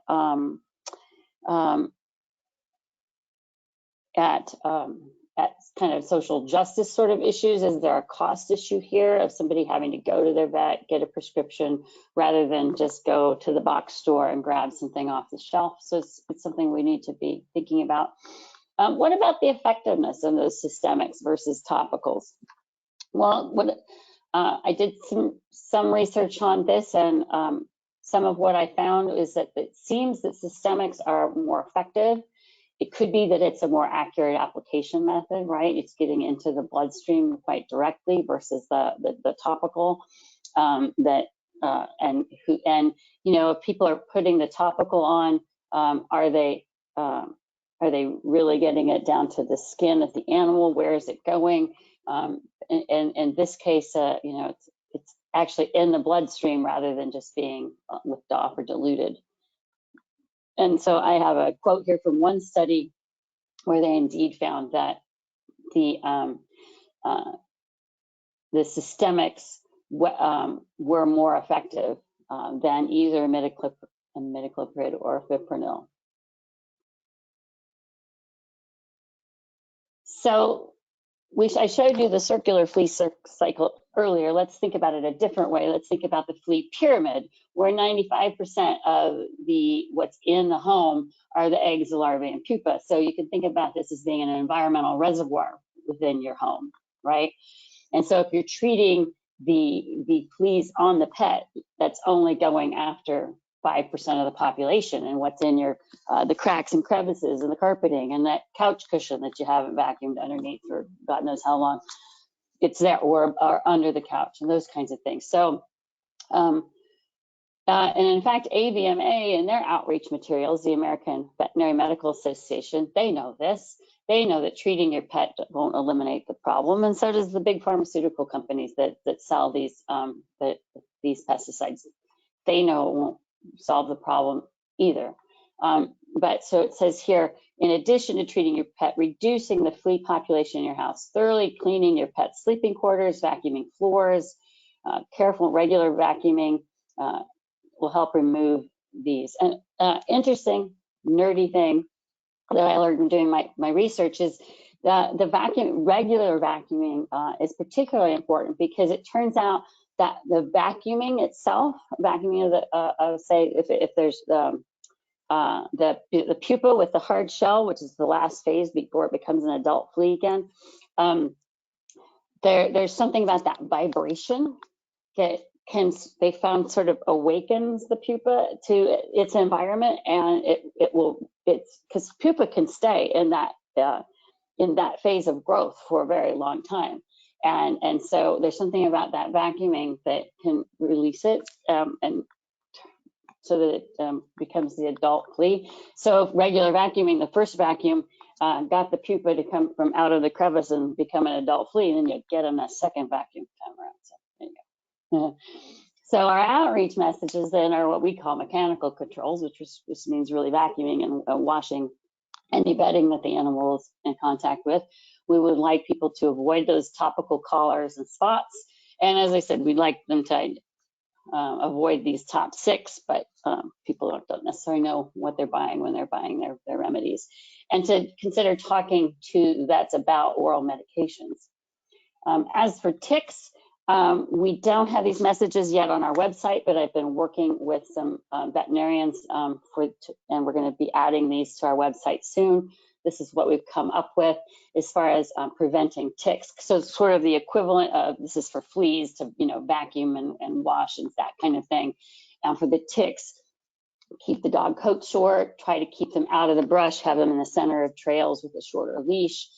Inspect your pet immediately after walks before those ticks can attach, and try to create a tick-free zone in the yard by controlling brush and tall grass. Consider barriers between lawns and wooded areas to restrict their movement, things like that. So these are messages that we've been actively working on with the vet community, and we'll be adding shortly to our website. What we have been doing is we have been doing outreach. We first reached out to the California Veterinary Medical Association. They weren't too interested. They're in Sacramento, and they're more worried about legislative, regulatory kinds of things.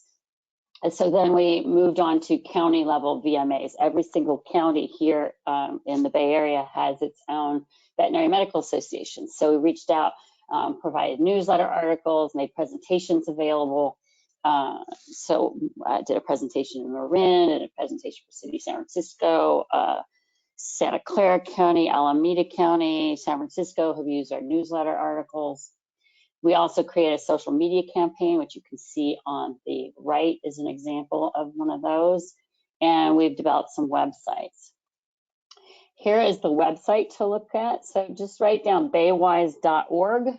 And then there are 2 pull down menus. For businesses, it's under veterinary resources, and under residential, it's under your pets. And so the information we provide for, so baywise.org is all you need to remember. The one for pets, or for vets, excuse me, the one for vets is a little bit more technical. We provide the technical references for the science behind what we're saying. And for the pet owners, we have permission from the publisher for educational purposes to use those pictures that I showed you earlier, and we have recommendations for those pet owners. This is just an example newsletter article, and again, we had permission to use those pictures. We really kind of we jumped on those a bit. So we're doing an outreach, but we're finding some challenges. Challenges are that these products change every year. Some things are pulled, new products emerge. There's a lot going on. And it's really simpler and potentially cheaper for consumers to buy topicals at those box stores rather than go get that oral prescription. And let's not forget, there's a lot of money to be made with companion animals. It's a very lucrative market. Back in 2015, it was a $7 billion industry growing at 6 to 7% a year. The single most common companion animal pharmaceutical are for fleas and ticks. You can see also higher profitability, less price sensitivity, and higher growth rate than livestock. People will pay. We love our pets, right? We love our companion animals. So,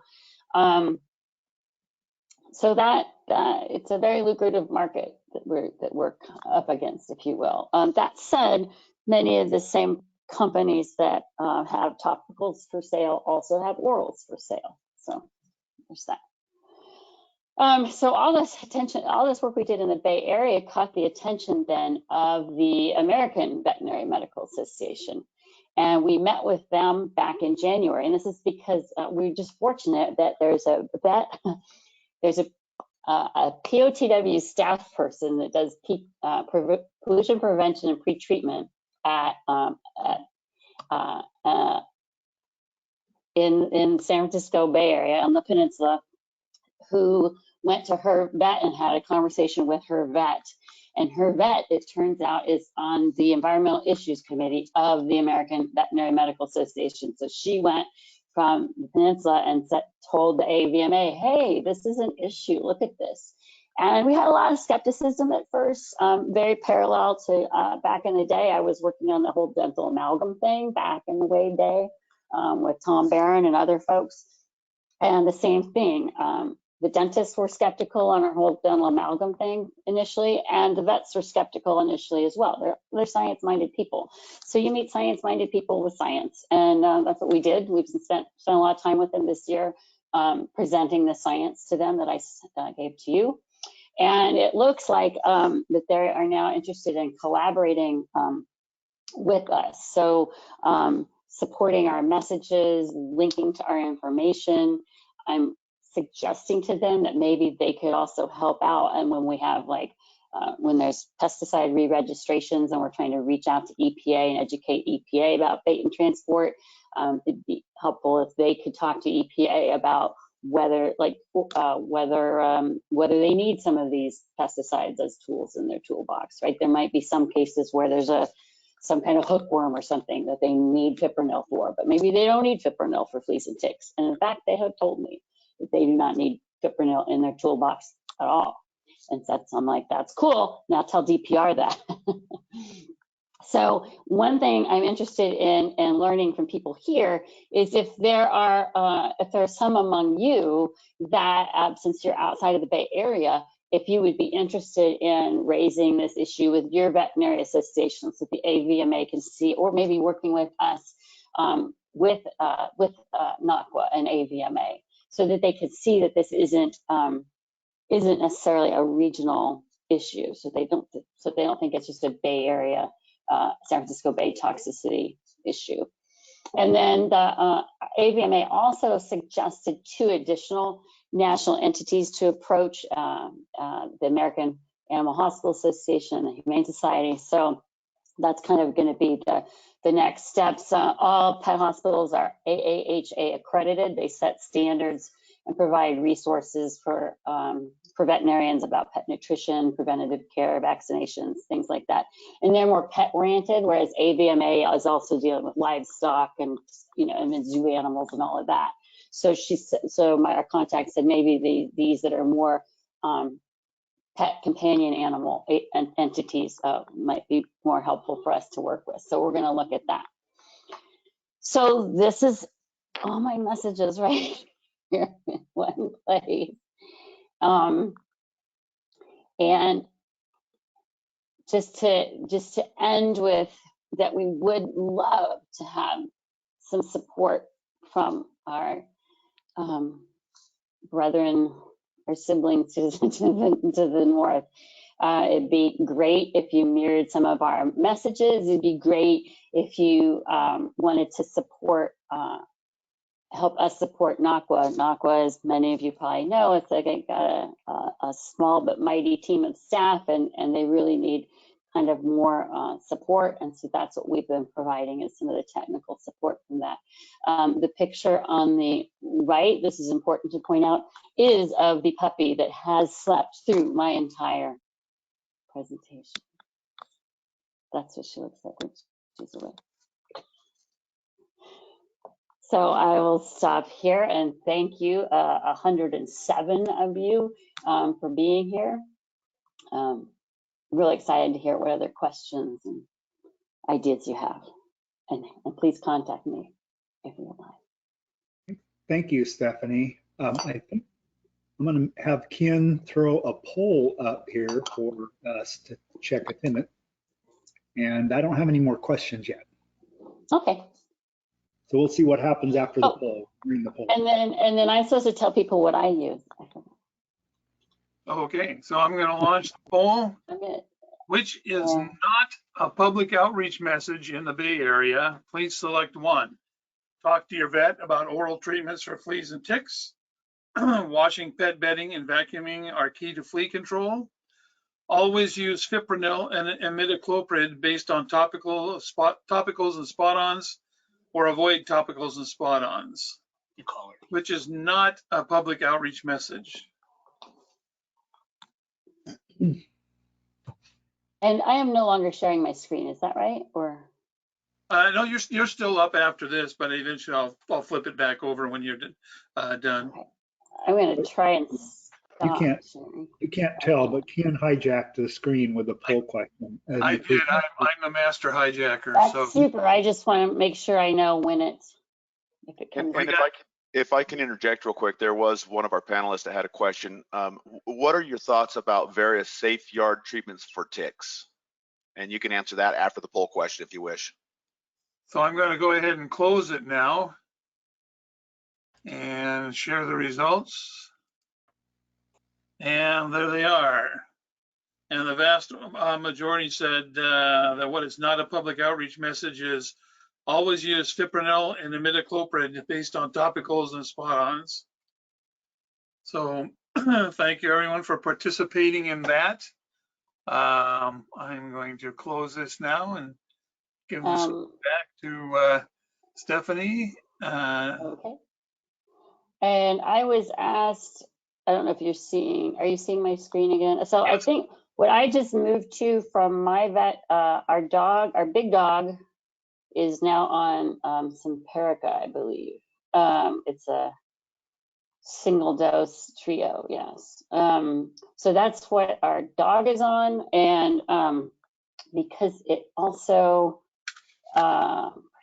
because it also does heartworms. So this way, instead of having a flea and tick medicine and a heartworm medicine, this is the first one that does heartworms and fleas and ticks. And so that is what our big dog is on, and that's what I'll eventually put the little puppy here on. As for cats, we have 1 cat now. We've had as many as 2 cats. I did have a flea infestation while I was doing this research back in 2015.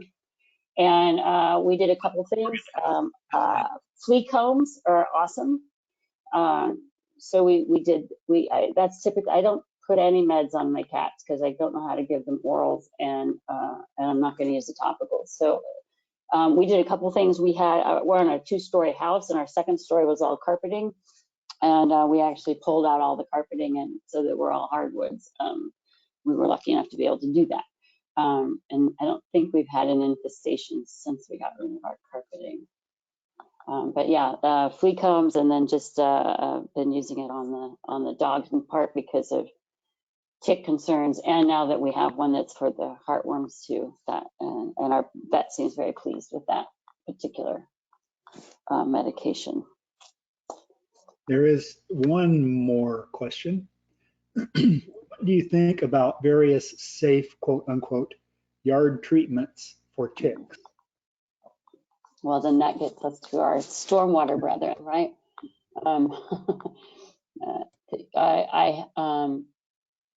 I have not looked into that, to be honest, because I've been so focused on the wastewater component. I would be concerned about what pesticides are in there and if those are getting to into the stormwater.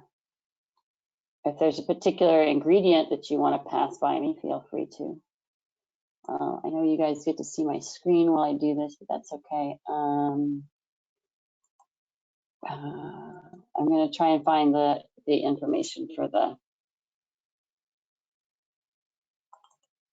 DPR. That's something else, DPR, flea and tick. More questions? Different DPR. Maybe it's easier to go to their website.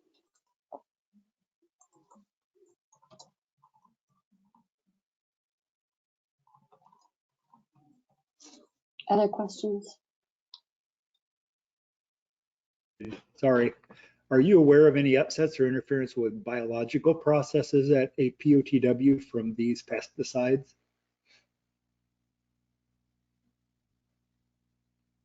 I am not offhand. We always list it as a possibility when we're discussing this with EPA, because these are poisons to invertebrates, to aquatic, and do pose toxicity to aquatic invertebrates. So, but I am not aware that has happened with these particular pesticides. And this is a question I can answer this one. During an infestation, do fleas bite people too, or primarily just the pets? Well, from my experience, they bite everybody and anything that walks through the house. They do bite everybody. I see here, for some reason, DPR has this as a public records request. I've forgotten that. I do have them somewhere here in my in here. So if you would like me to, but I don't think I'll find it immediately. Rather than the public records request, yeah, they did a whole thing back in April on this. If you want me to send these to someone, and you can send them out to the group, or however, I can find these documents yet today. Just tell me who to email these to. Yes, you could send it to either myself or Ken Grimm. Okay. My email is cbrown@pprc.org. Okay. And Ken is kgrimm, Grimm, @pprc.org. And he's probably the better person. Okay, I'll send them both of you. He has all the links of the attendees. Great. And then, yeah, because that way you don't have to get the public records request. They have a set of PowerPoint slides that are pretty clear, and then I think I have their report as well. So, cool. Thank you very much, Stephanie. Thank you, everybody. I think we take a break. This is my first time doing a moderation on this workshop. So let's take a wee bit of a break. And Ari, I think you're up next. You want to come back at 11:10. Is that okay? Actually, I think Ken is going to set up the next presenter. Okay. And yeah, let's come back at 11:05. How's that sound? 11:05. All right. We'll And be here. thank you very much, Stephanie. That was outstanding. That was great. Thank you. Thank you. Thank you. Join us. Can one of the organizers please stick around? This is Tiffany Skagstrom. I need some coaching on sharing my screen. Yeah, I'll do that. Okay, great. I really don't know how GoToWebinar works, so. So you should be seeing the, oops, I want to change that there. You should be seeing the schedule for today on the screen. Yes. Yep. Okay, so what I'm going to do, because I'm going to be the one introducing both you and Liz. And so what I will do, I'm assuming you're just doing the presentation, or are both of you are going to be sharing screens back and forth? Oh, it's just on one PowerPoint. Okay, so what I'll do when you're ready is I'll click on the link that will hand control to you, and you'll see a little button that comes up on your screen that says share my screen, and I'm gonna do that right now. Okay. And it's showing the wrong screen. okay, so let's see, where is your, so you have two screens as well? I do, yeah. I wonder. I'm not sure how to flip that unless you can, the only thing may be to drag that presentation over to the other screen. Yeah, let me see if I can do that. Hang on 1 second. And then I just wonder if it's going to give you the view of the presenter's view if I do it that way. If it does, that's an easy fix. Okay, let's see. So we'll do slideshow. All right, so what do you see? Okay, so You see I do see the presenter view. Yeah. So up at the top right hand in that presenter view, there should be, the third selection from the top left is swap displays. I see stop showing screen, give keyboard and mouse, change presenter.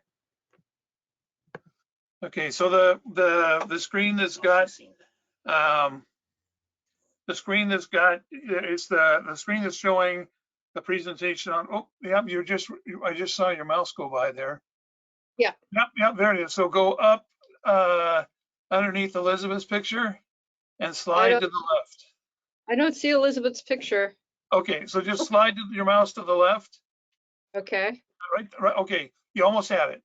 Right there is end show, tips, and swap displays. That one. All right, this is okay.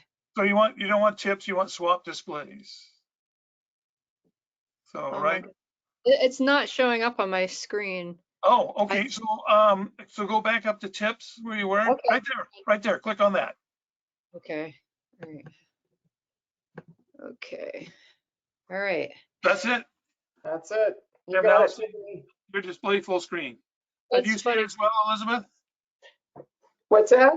You see it full screen as well? I do. Yep. Yeah. Looks perfect. Okay. Is it okay just to save like some mistakes from happening to just leave this up for right now? Sure. Yeah, that's no problem at all. Because it definitely doesn't view, like for some reason where you were telling me to point was like cut off on my laptop screen. Okay. And so I was like just seeing the bottom of what you were describing. And then I don't know if you can see me or if I do. Do you have a little webcam? There you go. We Yep. see you now. Yep, Yep. right up at the top. All right. How do I make that go away though so that I can see my presentation? Maybe I should block myself out. But I can. Yeah, I'm not sure what to tell you because I see both. I see the presentation, then in small windows right above that, I see both you and Elizabeth. Okay. Sorry, I don't But know how to. if you need to turn your camera off, that's okay. Actually, I made us go away, but you can still see me, right? Okay. Okay, perfect. Sorry about that. I'm so unfamiliar. I'm so used to now Teams and Zoom. never do anything else. Yeah. Well, there are quite a few of them, but you know, we try to have some trial runs because people aren't always familiar with the GoToWebinar, but it has a lot of the features that we need, like the polls and things like that. So what I'm going to do is I'm just going to leave this up the way it is. When people come back, I don't know that they necessarily need to see what the schedule is, because you're going to be next anyway, and that's what we got. So Great. I'll just wait until a minute or two, and then we'll start up. Great. Yeah, thank you so much. Absolutely.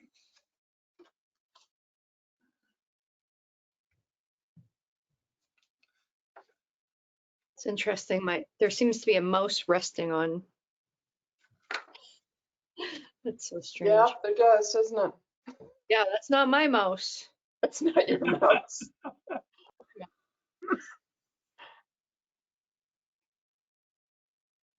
Can you make your bar at the bottom go away, Tiffany? No. Oh, there we go. Yes, Oh, I there you did. go. Yep. Yeah, Okay. that was completely backwards. Well, Just whoever's mouse that is, it's not really interfering with anything, so I think we're Yeah. okay. And it is 11:05. So I am going to go ahead and start. Welcome back, everybody, from break. We're going to continue on with session 3 here, dealing with the issue of PFAS. So we've got 2 speakers, and you can see them at the top of the screen. On the right is Tiffany Skagstrom. She's the director of the Massachusetts Office of Technical Assistance. She's got a degree from the Boston University School of Public Health and is a fellow at the University of California, San Francisco.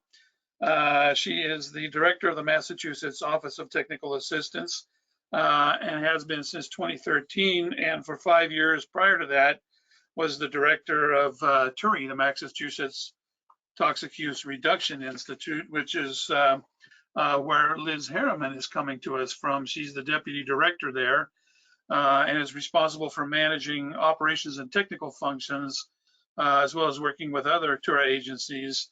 And in her more than 20 years there, she's provided technical research and support services to Massachusetts, particularly working to identify safer alternatives to toxic chemicals used in both manufacturing and products.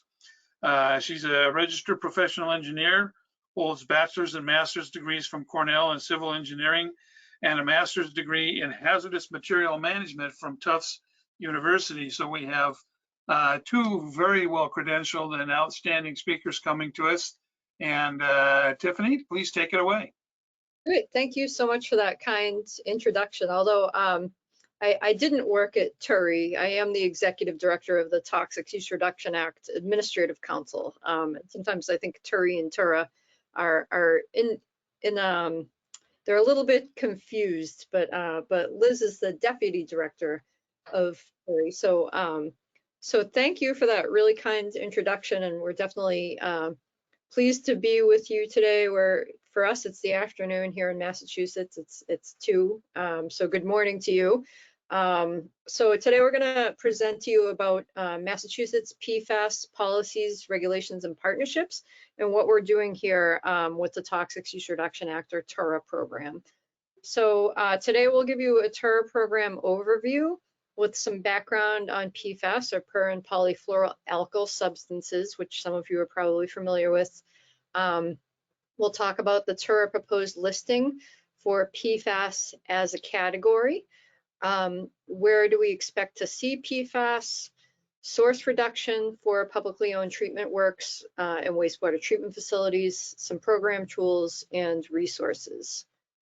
So to give you a little bit of background on the Toxic Use Reduction Act, it's a Massachusetts law that was created in 1989, and it requires that manufacturers who operate under certain SIC codes, or standard industrial classification codes, that have more than 10 employees and manufacture or process listed substances at the 25,000 pound or 10,000 pound threshold, that they, and this covers about 400 Massachusetts facilities. And if they fall into that criteria, then they have to report to the state, pay a fee, and create a toxics use reduction plan every 2 years to show that they're making the effort to attempt to reduce their use of those toxics. So we don't ban chemicals through TURA. We just require people who are using the listed chemicals at the threshold levels disclose that and try to plan for alternatives. So today we'll talk about the TURA program, which is implemented by 3 different agencies. So we have the Massachusetts Department of Environmental Protection. So they are the regulatory arm of TURA. So they do enforcement and inspections. They collect the fees. They issue fines. And then you'll hear from Liz Harriman at the Toxics Use Reduction Institute, or TURI, at UMass Lowell, and where they're based out of a university.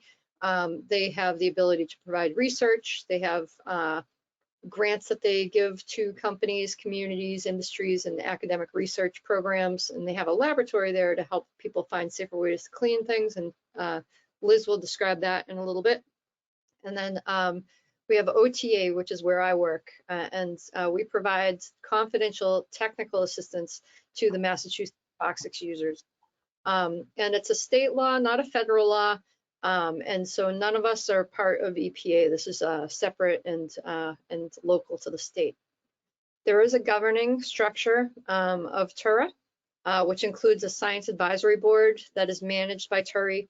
The members are appointed by the governor, and they make chemical and science recommendations. And then we have an advisory committee that's managed by OTA. And the people are appointed by the secretary, and they're multi-stakeholders, so they can provide input from various points of view. And then there's the administrative council, which is chaired by the secretary or the designee, which happens to be Under Secretary Beth Card, and they're the TURA governing body. And then this is just an example of our 2019 reach out to Massachusetts. So each balloon represents where TURI, OTA, and DEP have been working on toxics in Massachusetts. So OTA is the technical assistance arm. So we provide free and confidential technical assistance to Massachusetts toxic users.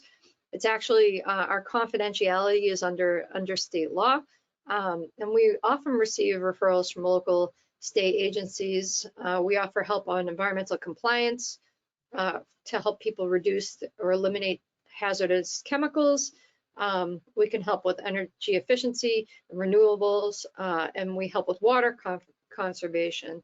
We also help companies consider their risks of using toxic chemicals if they happen to be in climate change vulnerable areas. And a lot of the companies that we help often come back to us when they need, when they're working on a different project. And with that, I will introduce Liz Harriman. Thanks, Tiffany. Just add a little bit to what Tiffany said about TURI and the work we do and resources we have for our companies and communities. We provide education and training. The TUR planners that help companies do their biennial plans are trained, and we have continuing education for them. As Tiffany mentioned, we do grants for businesses, small and large, as well as municipalities and community organizations. And where there aren't commercially available solutions for companies for toxics use reduction, we can pair them up with a researcher at the University of Massachusetts and try to help them develop new alternatives. We also, as she mentioned, have a cleaning lab. We do industrial parts cleaning and also janitorial cleaning and disinfection. One of our current supply chain work groups is around aerospace and defense, and we're looking for safer alternatives to hex chrome and a variety of uses. We do policy work as well as the science advisory board, and you'll hear a little more about what they were doing with PFAS. And then I just listed a few of the current topics there at the bottom that we have information on and we're working on, but you can go to our website and see more. Next, Tiffany. So I'm going to start, we're assuming that most of you are somewhat familiar with PFAS, but we're going to go through a few basics just to make sure. This shows a typical chemical structure of one of the end degradation products, PFOA, and this is a chemical that we find in drinking water and in the environment.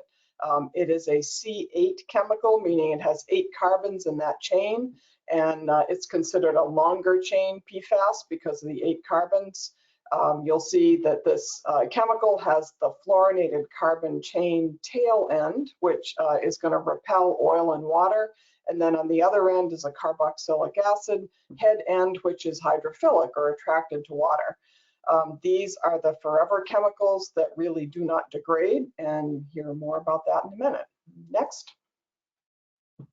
So this is a very simplified diagram from OECD about what the entire set of PFAS looks like. OECD, the Organization for Economic Cooperation and Development, put together what they hoped would be a comprehensive global database of PFAS. They made a great attempt back in 2018, and they tried to divide it into different categories just to make a little more sense out of it. So there were somewhere around 4,700 of those PFAS-related CAS numbers and chemicals that they came up with. I'm going to kind of walk you through what the Toxicities Reduction Program looked at. The top left are the perfluoroalkyl ethers and the perfluoroalkyl chemicals, and then the others are precursors or other chemicals. Go ahead, Tiffany. So here's that model. Go ahead. You're going to click twice, I think.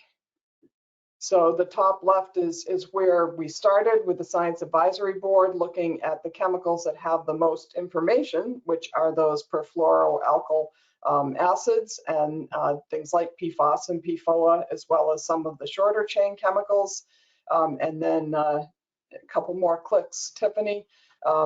Then we looked at some of the other chemicals that industry introduced when the problems with things like PFAS and PFOA were brought about. And so they introduced some of the ether chemicals like Gen X. You may have heard of issues around that one in North Carolina and Europe and some other places. Couple more clicks. And then we also looked at the precursor chemicals. Now there are thousands of these, as well as the other PFAS. And so we can't look at them all individually. We don't even know what they all are. And we certainly don't have health and safety information on all of them. And so instead, we looked at a variety of degradation and transformation pathways where the chemicals that are used in commerce, these precursors, would break down into those chemicals we find in the environment in large or reasonable quantities, like all those, the PFAS and PFOA and similar chemicals. Next. So here's just another example of what we mean by precursor. So where would you expect to find all these various PFAS chemicals? In raw materials and in products, as well as in the environment as the terminal degradation products. Here's an example of AFFF. So that's the aqueous film forming foam, the firefighting foam. And at the top, we have a raw material, which is a fluorotelmer alcohol. And you can see there are 8 carbons there. And that's one of the precursor chemicals that someone's going to use to make the surfactant that you see in the next box. So that's the commercial product. That's what a firefighting foam might look like. And then when that gets into the environment, it is going to break down into those terminal degradation products that we see at the bottom. For example, PFOA is shown there. So again, we have this very large set of precursors, and that's what's being used in industry, and then what we find in the environment at the bottom. I just want to make one other quick note, which is in relation to Stephanie's presentation on pesticides. Similarly, there's no such thing as a way for these chemicals. We're going to move them around, but they aren't going away. Next one. Why are we concerned? This would be a presentation all on its own, but we're just going to mention a few highlights. PFAS are inordinately persistent. They don't break down under normal environmental conditions. You've probably heard them referred to as forever chemicals. They stay in our bodies for a long time. Some, like PFHXS, will reside, has a half-life in our bodies of somewhere around 6 or 7 years. That is extraordinary for chemicals. They're also mobile. They'll contaminate groundwater in the area that they're used in, but they're also widely found in the Arctic. So they travel long distances, both in the air and in the water. Many PFAS bioaccumulate in animals and people. Some accumulate more in biota, like mammals, and some accumulate more in plants, especially the shorter chain chemicals. But because of their persistence, they're going to continue to build up in the environment and in biota. There's also a wide variety of health effects. I've just listed a few here. Something like liver effects are widely seen across this entire category.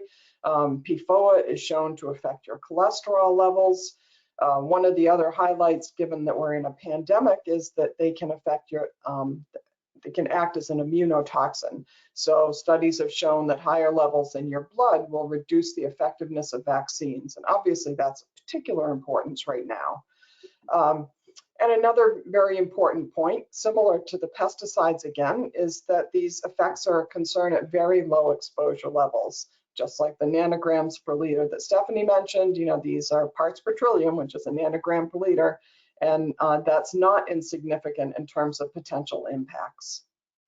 So I'm going to go back to you, Tiffany, I think. Thank you. So we're on the cusp of something big here with PFAS at the TURA program.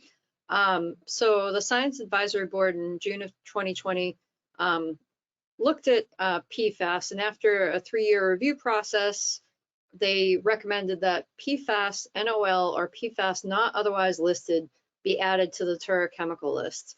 And so NOL means, you know, not already reportable under TURA. And the reason why we have that designation or definition is because we did last year incorporate the 172 PFAS that EPA put in the toxics release inventory. So we already have 172 PFAS listed under TURA. So after that happened in August 2021, the TURA Administrative Council unanimously voted to add, to do 2 things. One, they voted to add PFAS not otherwise listed to the TURA chemical list. And they also wanted to add the term substance to the TURA definition for clarifying purposes. So we hear the term substance a lot, and TURA list comes from EPGRA and CERCLA, and there's no real definition for substance in any of those. And here we find ourselves talking about substances quite a bit. So that's the proposal. The public comment period just closed on October 15th. So we're actually in the process of responding to comments right now and putting together our regulation package. So stay tuned for that. It's actually in the making. And so if this gets listed, then that will require companies to begin tracking their use during 2022, and they'll report on July 1st, 2023 of their usage. And then, is this you or me, Liz? I forget. Doesn't matter. Do you want me to take that one? I'm sure. We've been doing some quite a few PFAS presentations and jointly, so you know, kind of walk back and forth. So when do we list a category like the one that Tiffany just described? So we take this kind of chemical class approach instead of an individual chemical approach when there are things like similar hazards across a group. It's very helpful if chemicals are easily modified and substituted where industry can just introduce a new chemical that's unregulated, and that doesn't give businesses the signals they need to avoid adverse substitutions. And PFAS is a poster child for that. Those chemicals can be made into all sorts of slight variations of themselves and still provide the same performance or the same characteristics. It's also helpful when we have an incomplete set of CAS numbers. Again, while OECD and EPA are trying hard, there's an almost limitless way to put these together, so we can't keep up with that. And creating a class or a category means that then you've covered all the similar chemicals that industry might come up with. And we certainly don't have all the CAS numbers. The last figure I saw for the TSCA, the Toxic Substances Control Act, and their list of active PFAS, there were almost 30% of them that were claimed as confidential business information, or CBI. And so when that happens, we can't regulate those if we don't know what they are. Next. So it's just a clarification of what Tiffany just mentioned, which is the longer chain chemicals that were added to the toxics release inventory by EPA. Those were done under the National Defense Authorization Act. So that wasn't a long rulemaking process by EPA. That was a fast NDAA mandate that they add chemicals which were in commerce, believed to be in commerce, and for which EPA had significant new use rules, and they had a few other reasonings in there as well. So they listed 172, and because of those CBI and some other issues, they're going to be continuing to add more. But those are primarily the longer chain chemicals. So what this TURA PFAS NOL category does is to add the shorter chain and the other chemicals that aren't included in what are primarily legacy chemicals that TRI is adding. And because we're adding one category, it is going in with the regular reporting thresholds under TRI and TURA, which is 25,000 pounds manufactured or processed and 10,000 pounds otherwise used. Next. So we're just going to talk a little bit about uses. You need to know where to find them. So they're used very widely in consumer products and firefighting foam, manufacturing applications. So this gives you a few images of some primarily consumer product uses. So you see the oil and water resistance that fluorinated tail provides. And so those are used as coatings on carpets, food packaging, furniture, outdoor gear. For those of you that are in Washington State and Oregon, you know that there are some restrictions. For example, Washington is restricting PFAS in food packaging because they have in certain kinds of food packaging because there are safer alternatives available. Widely used on textiles for stain and oil and water repellency, like outdoor gear, footwear, furniture. It's also used in cosmetics. It has this nice oily or oil-like lubricating action. Also used in adhesives and sealants. There are some polymeric uses like nonstick cookware coatings or Teflon pans, and then the all-important firefighting foam. Next.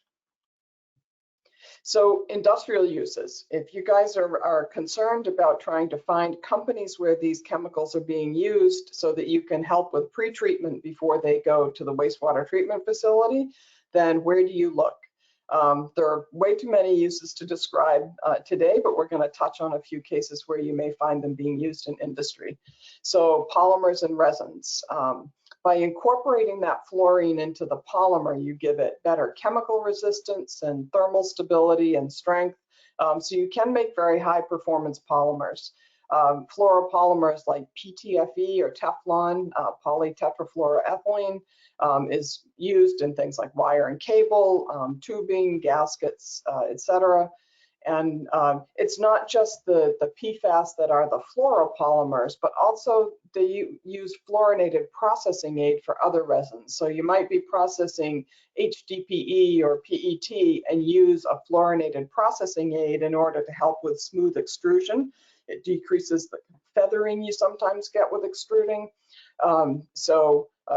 You look for it all sorts of places. In Massachusetts, we had an issue where it was discovered in pesticides that were being widely sprayed for mosquitoes. And it turned out that that was because they were treating the HDPE containers that the pesticide came in with fluorine. So they were fluorinating those HDPE containers, and then that was in turn leaching out into the pesticide, which was then being sprayed all over the state. They're also used, something like Nafion is used on fuel cell PEM membranes. So that's going to have a PTFE backbone and then have some side chain polymers on it as well that are fluorinated.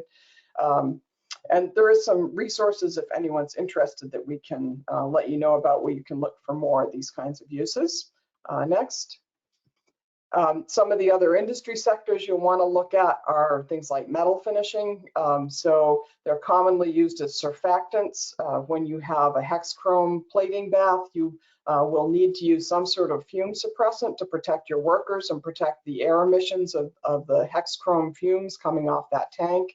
And PFAS has long been used and is very effective at this, but it also then gets into the rinse water and into the environment. And I believe Tiffany may say more about that, but it's definitely an issue in terms of pretreatment and wastewater treatment plants.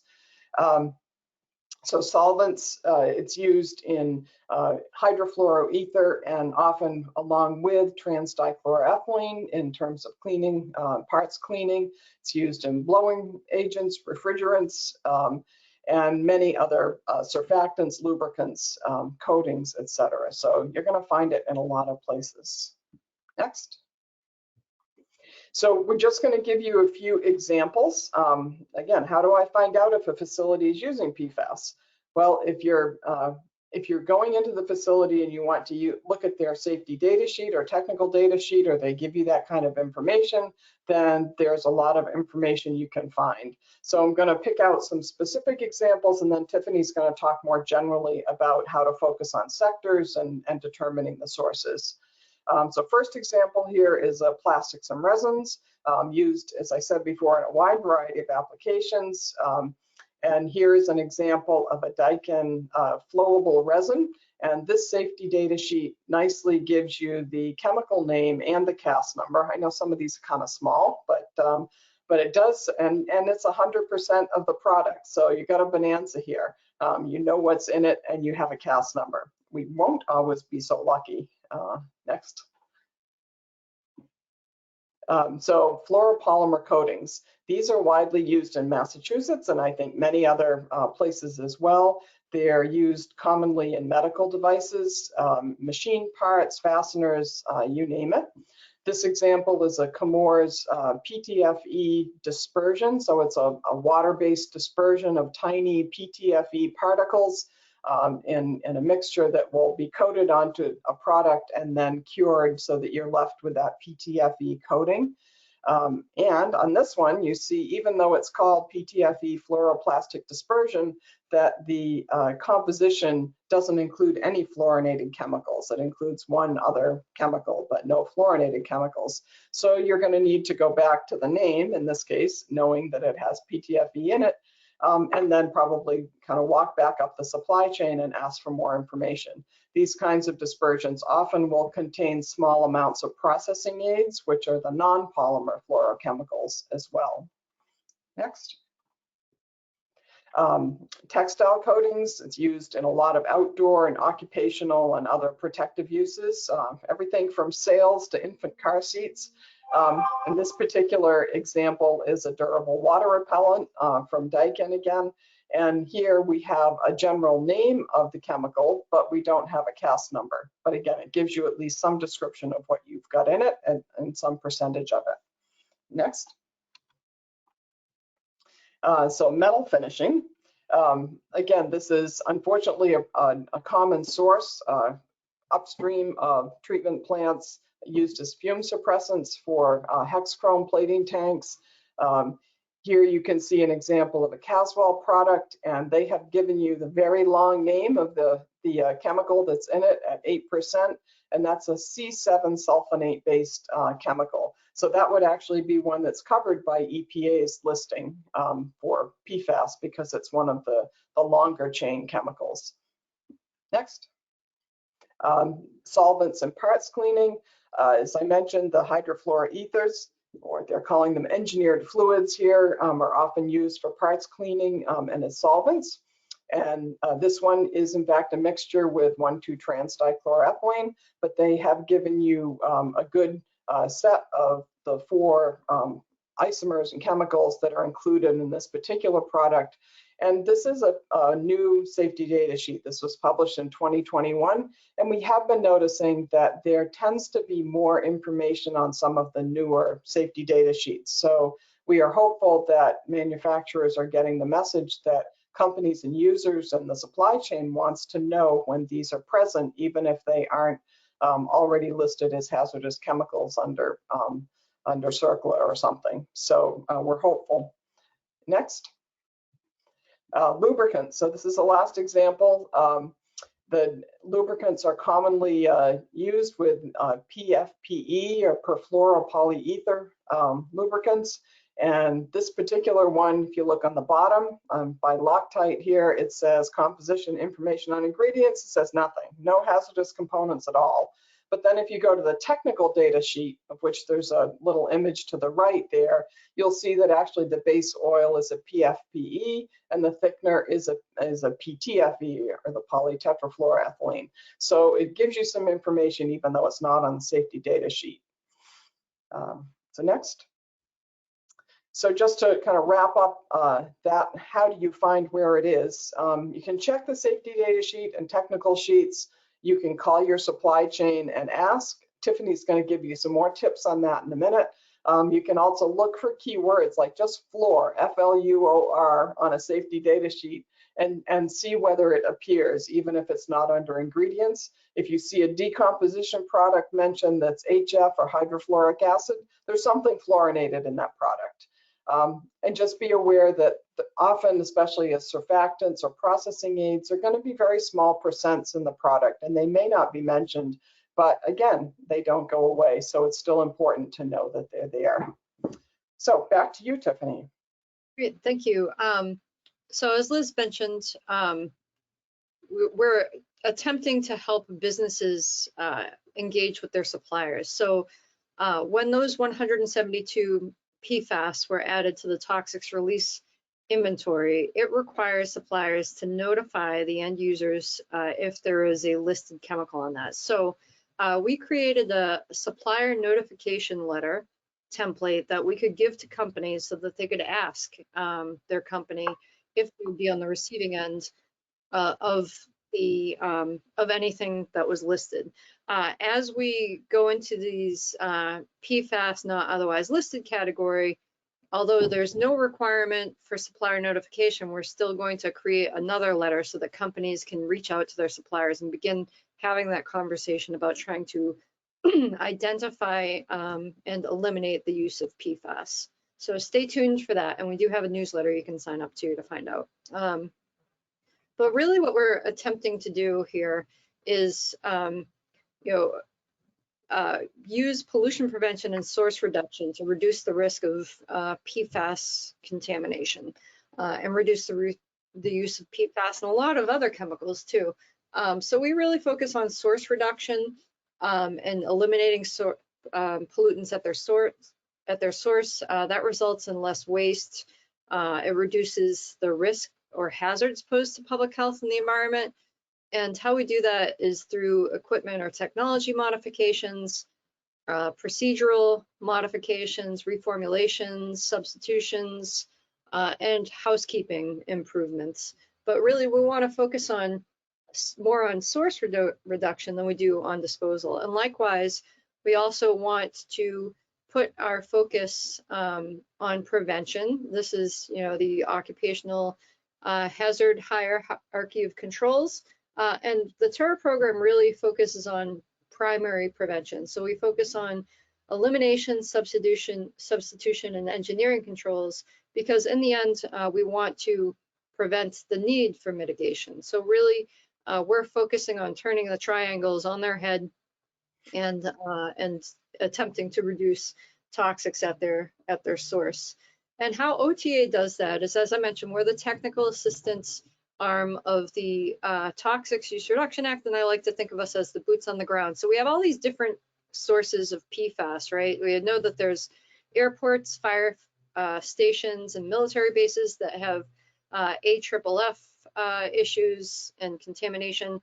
There's also PFAS coming in through use of consumer products and even compostable foodware. However, OTA can really help identify and reduce the use of PFAS in industry.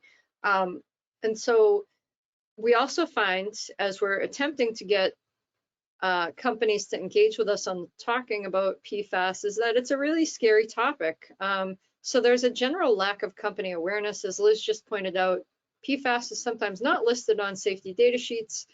You have the obstacle of confidential business information, and sometimes even a tainted incoming feedstock. So companies could be working in the, have the best effort and still not be aware that they may be using PFAS. There's also the issue of regrettable substitution. People have thrown around the language of shorter chain and longer chain, but in the end, it is still a forever chemical. And then there's also the fear of liability. So a company may be pinned for PFAS pollution, and it may be misplaced liability. So another source of PFAS may be next to them. And it's just so present in the environment that it's really hard to track. And then there's a general lack of regulation. And there's also a lack of safety and health data. And people make the mistake of thinking that if there's no safety or health information, that it must be safe, when in fact it just means that there's been no information on the product. So we're going to get into a little bit of public health history. This is how I relate to what we're doing. So this is John Snow, and he's the father of epidemiology. And he was the one who figured out that, germs were in water. So in 1858, there was a cholera epidemic in London. And he was the one who figured out that, they had lots of strange ideas on why people were getting sick. And he's the one that figured out that it was being carried through water. So we went from germs to having forever chemicals today. And John Snow engaged in something called boot leather epidemiology, which means that he put his boots to the ground and he went around and he went to all the cases, all of the areas where there were cases of cholera. And what he found was there was one common, source, that everyone was getting their water from the Broad Street pump. And he walked up to that Broad Street pump and took the handle off, and there was, the cholera was reduced. And it took a really long time for that to catch on, but it was, in essence, we're attempting to do the same thing here with PFAS. So we're mapping the sources. So as I mentioned, this is an EPA map on PFAS that is available to states. And, we know we have fire training facilities, rug manufacturers, clothing manufacturers, and other sources. But what we thought of here is that in the TURA program, we're organized, as I mentioned at the beginning, through standard industrial classification codes, or SIC codes. And those sort of have a crosswalk with NAICS codes. So we thought, which companies that might be using PFAS are in TURA filing categories. So we looked at plastic materials, metal coaling. So we attempted to get all of these SICs and NAICS codes, and I gave them to interns who over the course of 3 years used online libraries at their schools and through the public library to do databases searches for these SICs and NAICS codes. And then I had them visit each company website, and if the company both manufactured in Massachusetts and looked like it was using a process that qualified as non-stick, they stayed on our list of potential PFAS users that we thought, what would be a good opportunity for us to start doing outreach to them and having conversations. And so I started going to these interstate biosolids improvements meetings in New Hampshire before, when we would be able to carpool and go to meetings in New Hampshire. And I started carpooling with someone from Mass DEP and started telling her about our list. And she said, we have a list of companies that are upstream from high priority drinking water protection areas.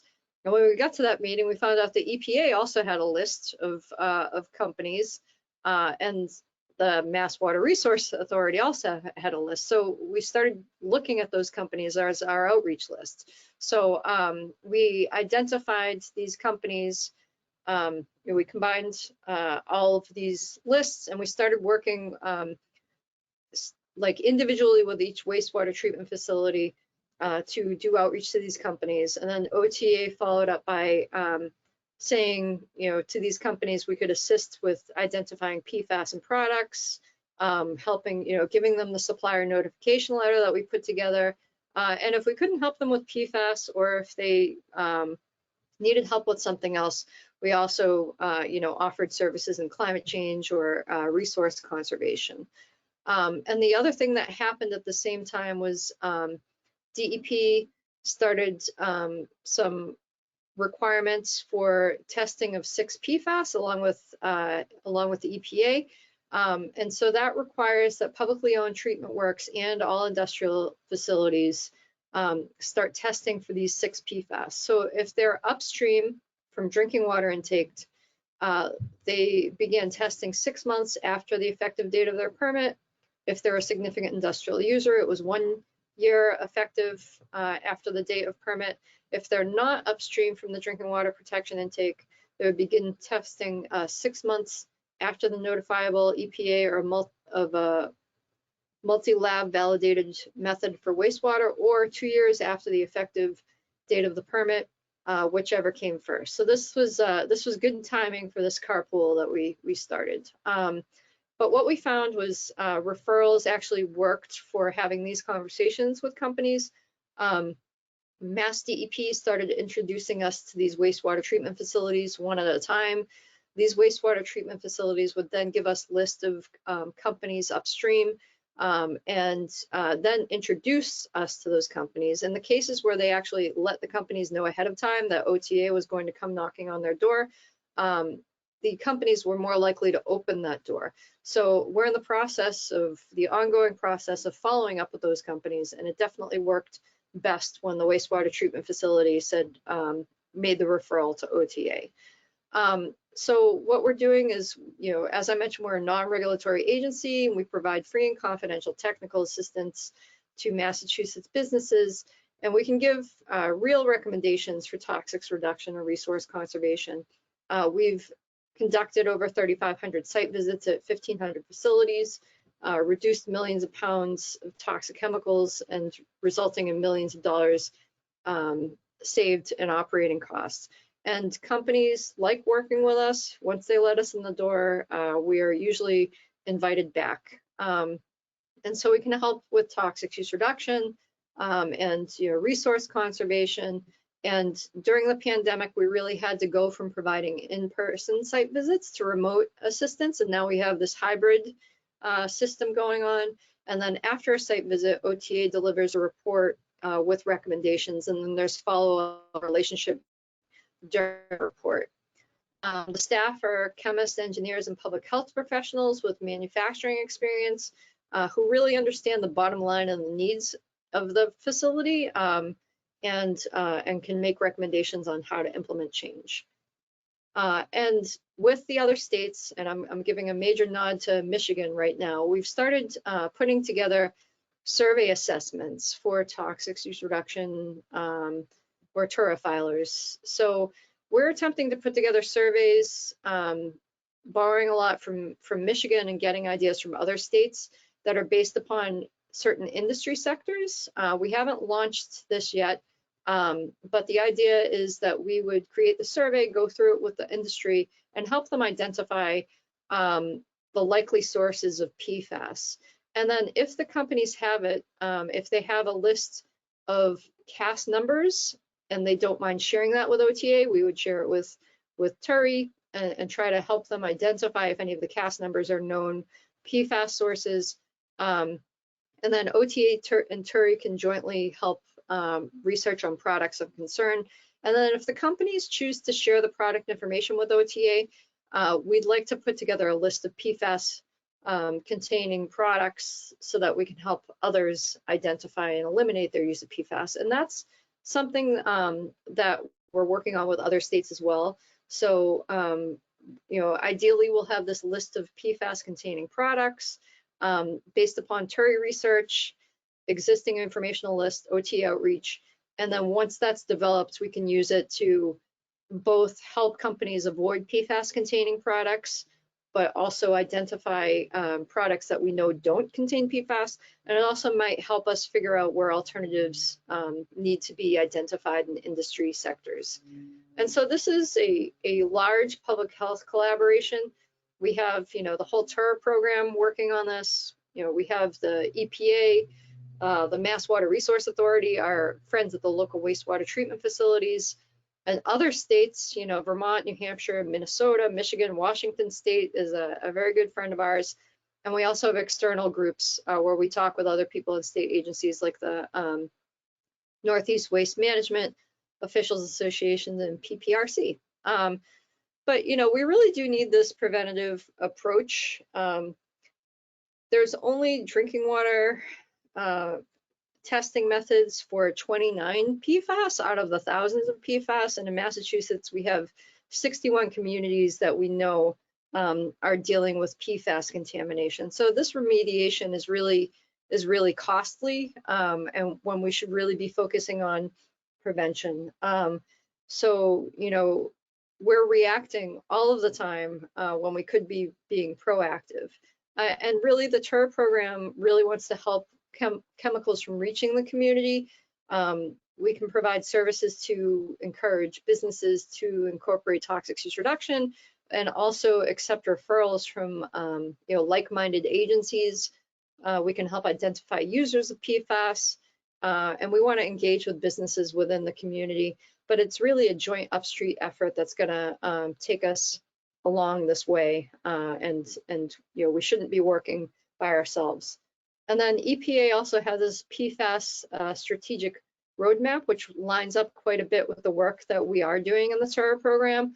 And so there's a link to this on the slide, but it includes specific actions and timelines. I like their 3 R's: the research, restrict, and remediate. It talks about the new actions under TSCA and TRI.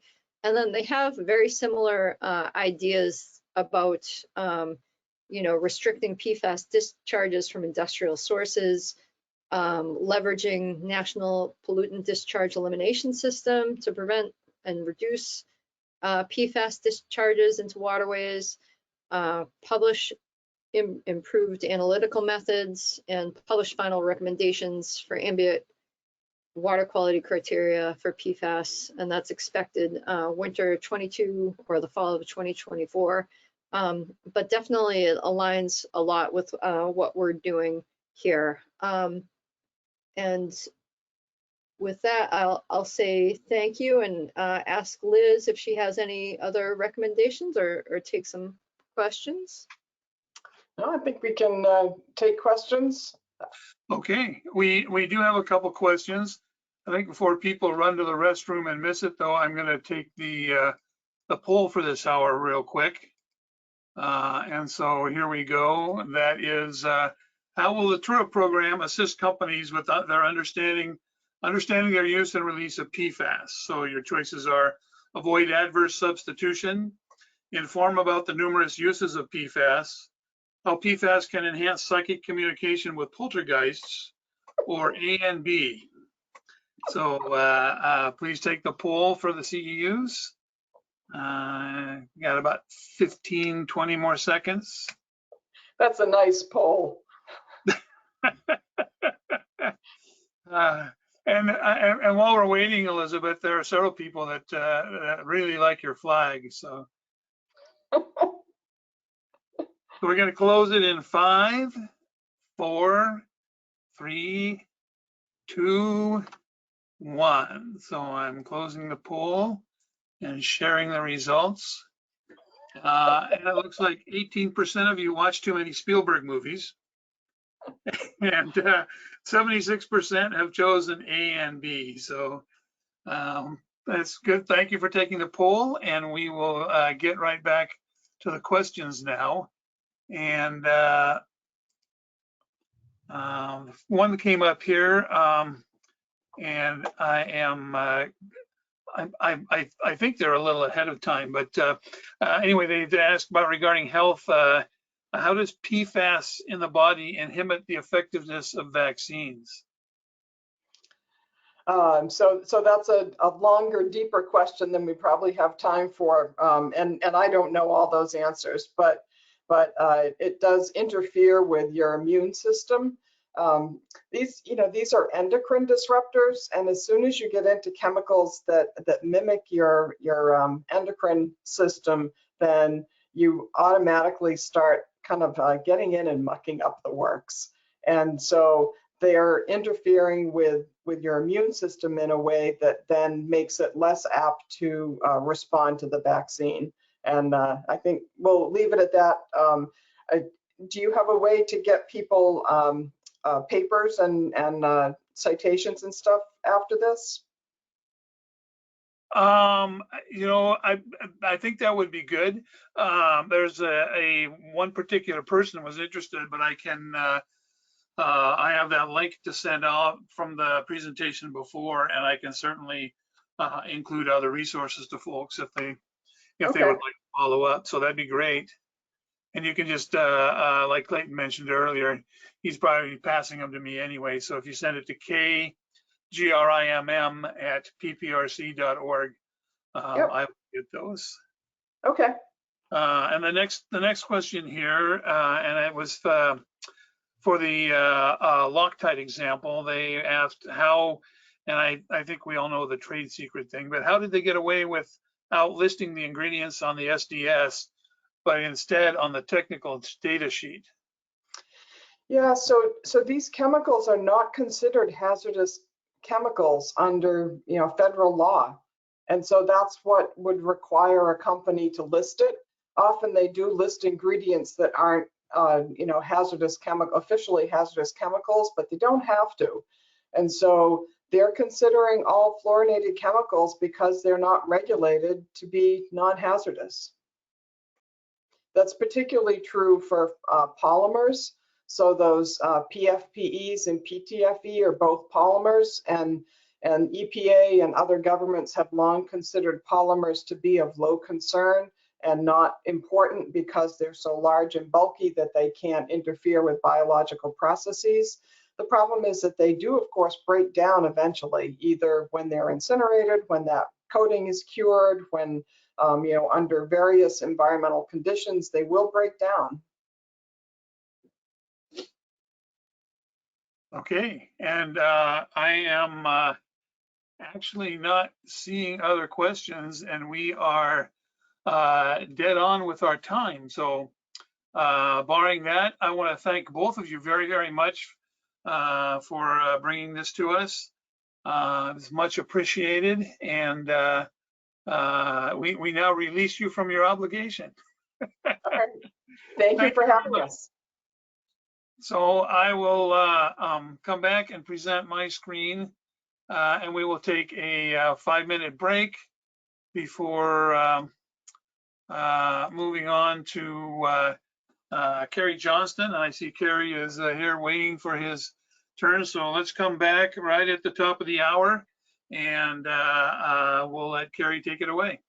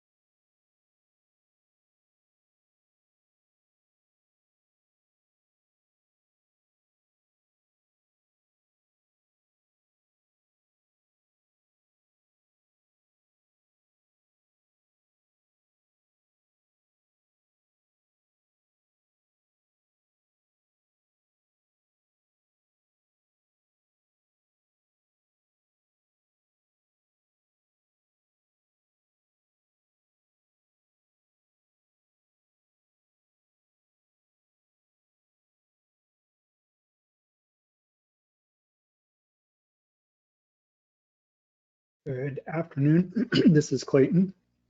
I just got a message that I'm on at noon. So, Ken, are you there? Yes, sir, I am here. Then yeah, it must be your mouse that's scooting all over the screen. Okay, I Carrie, are don't know you what you're here? talking about. And Carrie's here. And Carrie is here. Yes, sir. All right. I'm going to go ahead and get started so that we can kind of finish up at a normal time, hopefully today. That's perfect. I have noon, so I'll let you take it away and I'll hand it to Carrie when you're ready. Okay. Well, before we start, I would like to give a shout out to the 4 guys that started this pretreatment workshop almost 30 years ago. In fact, I think this is, I don't know, 27 or 28. So, and some of you folks will remember these names: Jerry Baumgartner, John Greeley, Mike Wolski, and Chuck Hopkins, who have all long since retired and moved on to other jobs, or just retired. Like Jerry, he doesn't work anymore. He just calls people up and bugs them all the time, sends them silly grown-up jokes about retired people not having to pay attention to alarm clocks.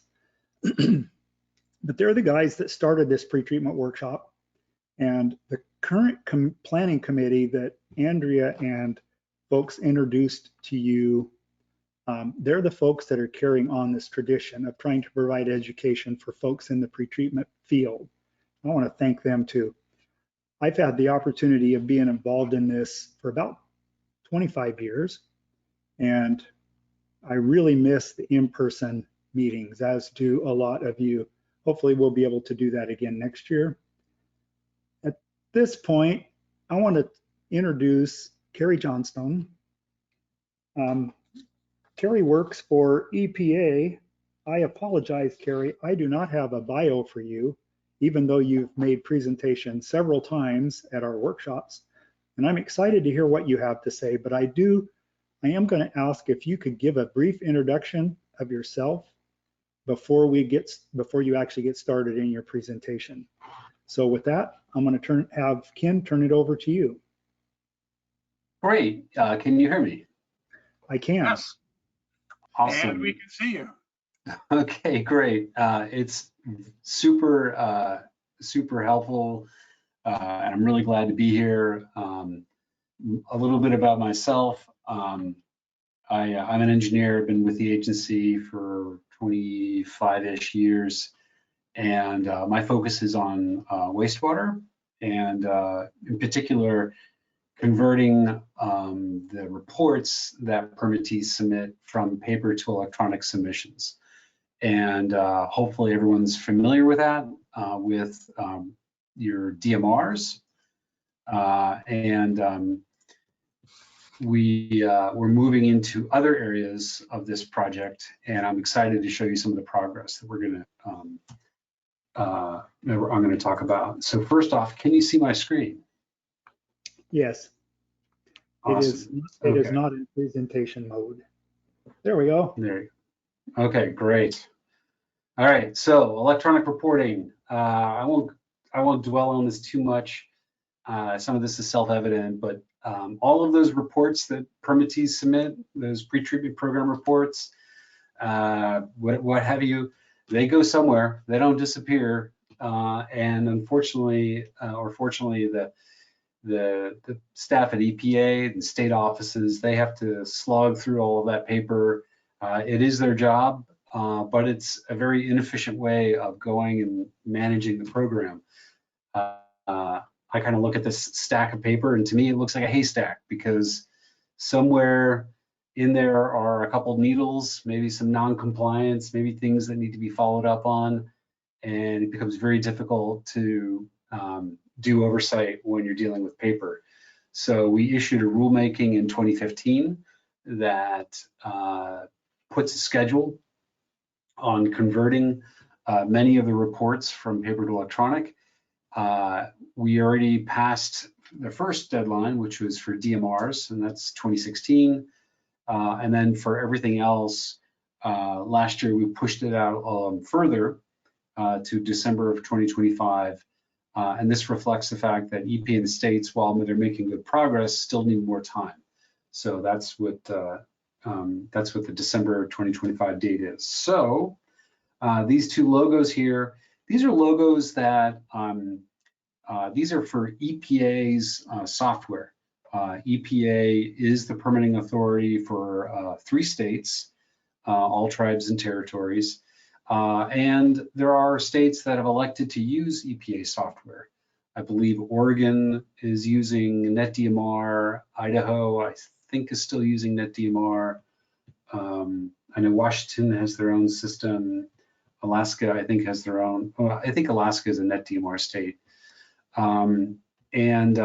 We also have, and that's obviously for DMRs, Net is for everything else.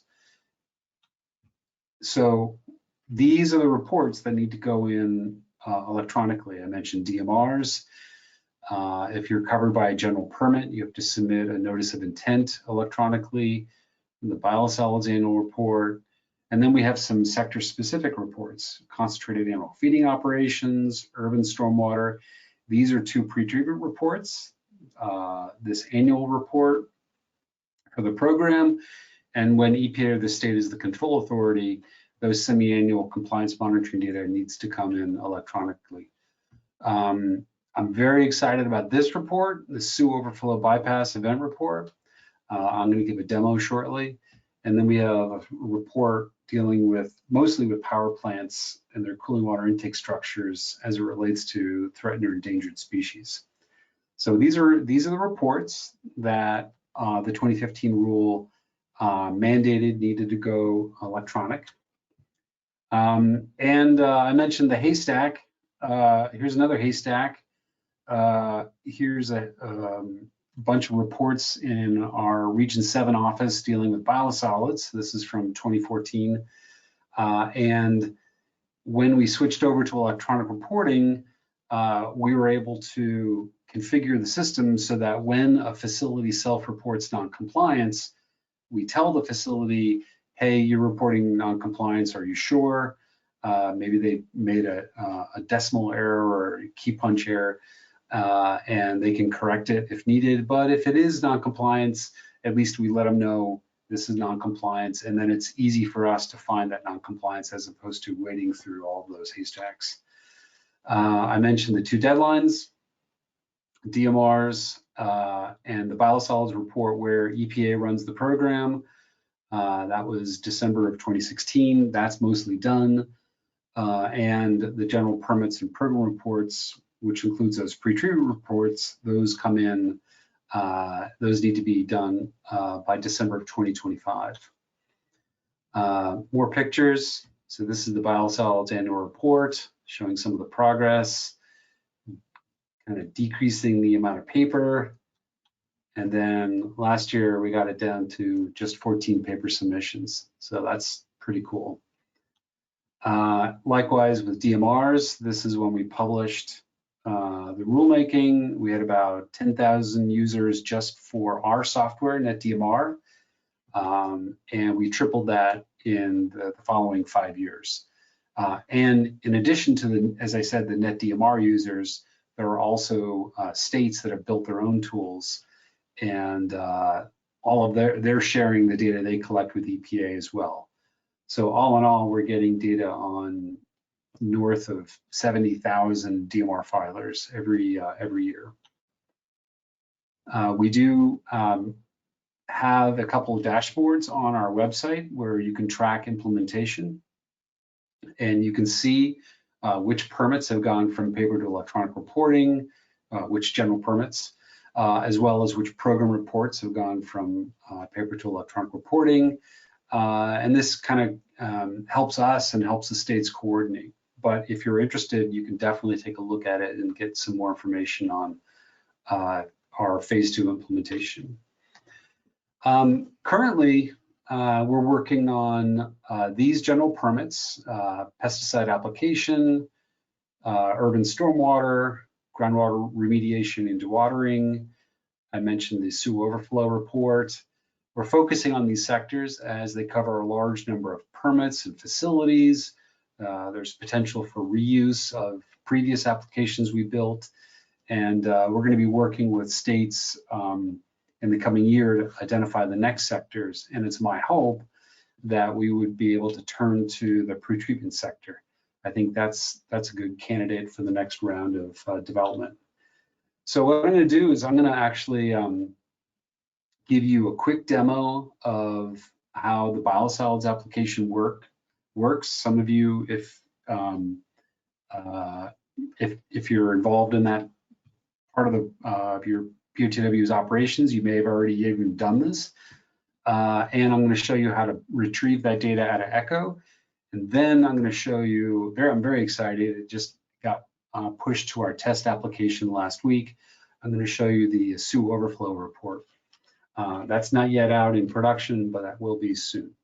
So when we turn to our test site, so this is our front door. And you can think of this as our front gate, where you have to go to the guard and you have to present your credentials. I'm going to put in my credentials here. And bear with me. All right. So the guard has just let me in. I've gone into the gated community and I have a bunch of different neighborhoods I need to go to, or I can go to, and I have to pick the right one. This is the one I wanted to show you, the biosolids annual report. So I'm going to click on, and you can see I've got this column called role. We allow people to log into the system and be able to create and edit reports, but not sign the report. And they would have what we call preparer role. But if they had to sign a report, they would have to go through identity proofing. So that's what you need for the signatory role, and that allows you to sign the report. So I've already preloaded some facilities. Let's see, do I have any region 10? Oh, here's Anchorage. I'll pick that one.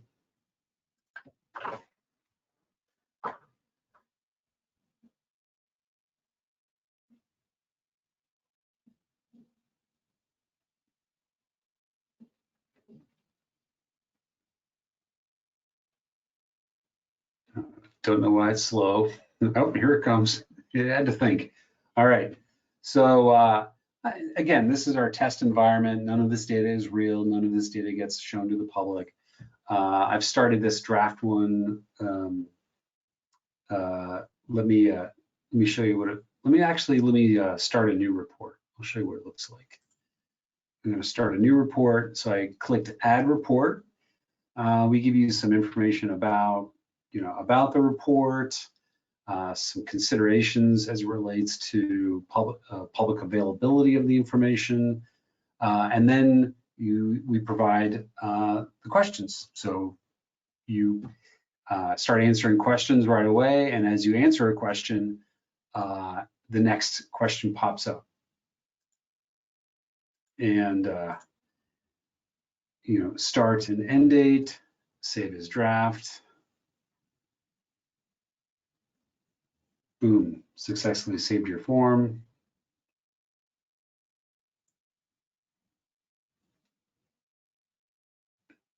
This is our test environment, so it's a little slow.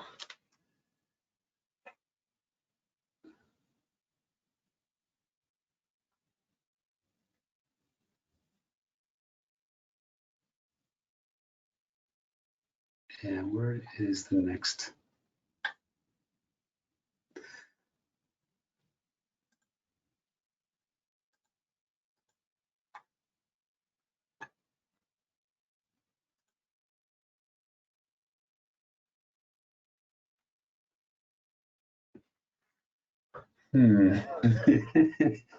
Well, I've never seen this before. It's not showing me the next form. Let me go back to Anchorage. Let me look at one that's previously. Let me edit this one.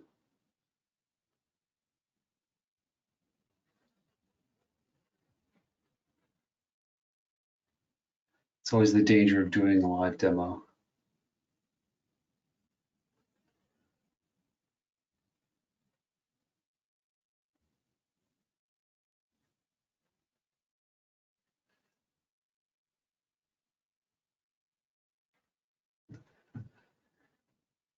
All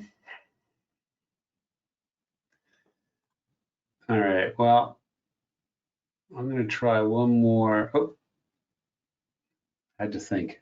I was being too impatient. Sometimes you gotta be patient with the computer.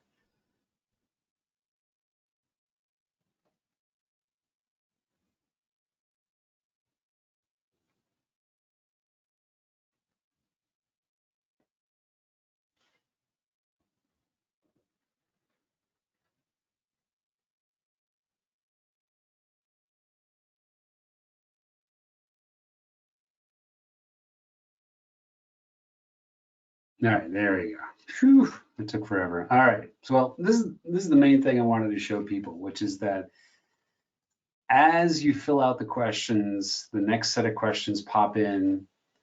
As you finish a section, you know, so this section is all about identifying the treatment operations that are managing your sludge. So, you know, lime stabilization, you know, whatever applies. And then when you hit the next section, it collapses that section, and then it goes on to the next section. It's fairly straightforward. It's pretty clean, and we've gotten good feedback from users on how to improve it. We've been using it for 5 years, and it works. And here's the cool thing. So what you can do is you can, if you want to get access to the data, you could go to our public access website called ECHO, and that's echo.epa.gov. And if you click on the search options, you can look at biosolids annual report. And let's pick a state. Let's pick Washington. All right, so for the year 2020, that reporting cycle for the state of Washington, let me hit search. And what it's doing right here, this little spinny, I know it came on and went away, but it was actually doing a live call, a live query of the data system where this data resides. So this is live data as we speak, and then you can see all of the facilities in Washington State that provided the biosolids annual report 66. So I'll pick Grandview POTW, and you can click on that link. And we built a report just for Grandview showing their sludge generation over the last 4 years, any practices in 2020, if there's any violations that they're shown. If you want to see the actual report that they submitted, you can click on that link. So it becomes kind of a neat one-stop shop for all of the biosolids information. So that is, in a nutshell, how we are implementing electronic reporting. We are the federal, for the Federal Biosolids Program, EPA administers that in the state of Washington, also in Alaska, Oregon. However, that's recently been taken over by Idaho. So they manage biosolids in their state. What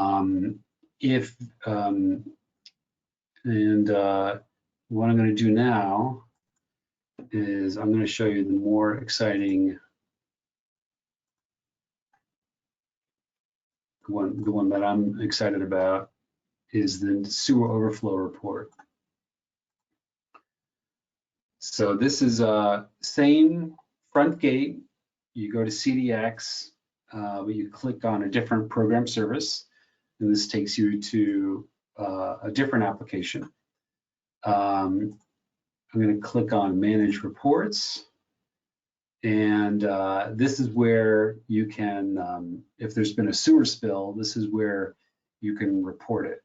And this is using a facility in New Hampshire. So I'm going to click on Add Reports. I'm going to say this is a sewer overflow. It asks you, was it related to an extreme event? If it was, then there's less questions you have to answer, because basically extreme is like a hurricane or earthquake, something where you can't enumerate all of the points of discharge. So a yes gives you can answer less questions, but a no means you can enumerate, you can point to all the places where there was sewer discharge. So that what you would do is you would pick the start and end date. So today's the 15th. So let's say it happened over the weekend. So it was, it started on Saturday and finished on Monday, or let's say Sunday. Was it a wet weather? We'll say yes. And then you can say, did it happen in the collection system? That's a sewer overflow, or did it happen at the treatment plant, where you had to route discharge around the some part of the treatment train. If it was in the overflow, you can say this was Elm in Maine. This is related to your 5-day reporting requirements.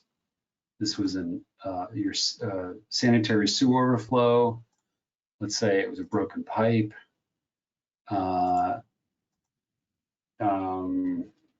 Some combined sewer overflows are listed on the permit. We call those permitted features, but SSOs aren't. So we would answer no to that question. And then you can zoom in or out using this map to find the location where that overflow took place. You know, we'll say it was right there, and then that populates the latitude and longitude, or you could populate the latitude and longitude, and the map will reflect that. Finally, if you wanted to use a street address, you could add a street address, and we will use the street address to geocode or to create the lat long. Did it reach waters of the United States? If the answer is yes, you could provide the name of the water body. Is it ongoing? Meaning at the time that you submit the report, is the discharge still continuing? If you answer yes, then you'll have to come back and report when that discharge ended. But if it started and finished by the time you submit the report, basically you give us the start date and time. So like I said, it started on the 13th, ended on the 14th. Let's say it was at 1 in the afternoon.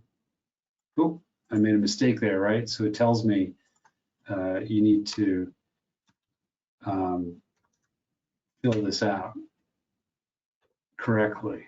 Boom. And let's say you got it done at 4 in the morning. And then it tells you what the duration is. It tells you asks you for the gallons. And when we're still working on this, and because we have the time and we have the volume, we can estimate the average discharge rate. This is the method for quantifying the discharge. So maybe it's BPHA, modeling. I'll just say best professional judgment, and then I'm going to hit save. So if I had another overflow, so I had one at Elm and Maple, but let's say I had another one at the old granary, granary, Old Mill Road, and that was also an SSO, but this time it was a manhole, and no, not related to a permitted feature. Let's click on that. Did not reach waters in the U.S. It is not ongoing. Again, it was, but this one was a one-day event. This one started at 5 p.m. and luckily we were able to get people on there right away. And that was only a 2-hour event, and that was only 100 gallons. And I'm going to say BPJ again. Hit save. So I can pinpoint where those discharges took place for this wet weather event. And then I can, once this is all done, you can add however many you need. Then you can get into the next section, which is causes. So what was the cause? Well, the first one was a broken pipe. So, you know, you have a couple choices. You could say, you know, there's a road crew nearby and they weren't careful and they broke the pipe. And so that one applies to this one, the one that was Elm and Maine. I'm gonna hit save. And I'm gonna add another cause. And I'm gonna say this one was, it was, you know, we pulled it out, we cleaned it out, and it was rags or wipes. We found that was causing and that was at the overflow at Old Mill Road. Hit save, boom. And you can see as I finish the section, that little check mark goes in. Then I need to identify for each of these overflows the corrective action. I fixed a broken pipe. And let's see, I also, let's see, so I did some sewer flushing and rotting, removed the blockage. That was the other manhole, and hit save. So now I'm done with that. So those corrective actions are done, and impacts. You know, so this, you know, what are the known potential impacts? And maybe there was no observable impacts. Maybe, you know, that's, you know, there was sewage released, but we didn't see any observable impacts. That's something you can report, or you could say, yeah, we had a fish kill. We had a fish kill on that first one. That was a problem. And on the next one, we had to, there was a problem with, there was sewage on land surface with potential human exposure. And that was the second one. You hit save, next section. And then are you required to submit a 24-hour notification? We'll just answer no, just for now. This is any other text. You can also upload photos as needed. Your permit writer will tell you exactly what you need to do. And then you're ready to sign and certify the report. So this is ideally something that hopefully is not too burdensome to fill out. It's certainly, once you sign and submit it, it's gone, it's issued, and EPA or the state will receive it. It is something you can change. If you made a mistake, you can go back and make a change in the report. That's something that we build into all of our features. And as I showed with ECHO, the results will be made available to the public. And that's both to help with transparency, and also it's our commitment to show where there are problems and where things need to be improved.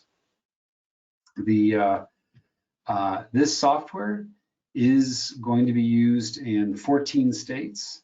Unfortunately, or it's not unfortunately, it's just the fact that none of the Region 10 states will be using this software.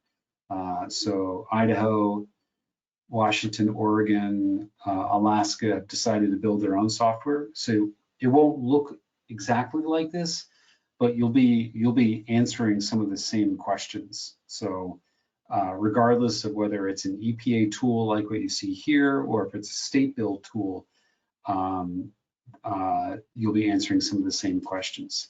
And for the pretreatment program, we're going to build something like this for your pretreatment program annual report.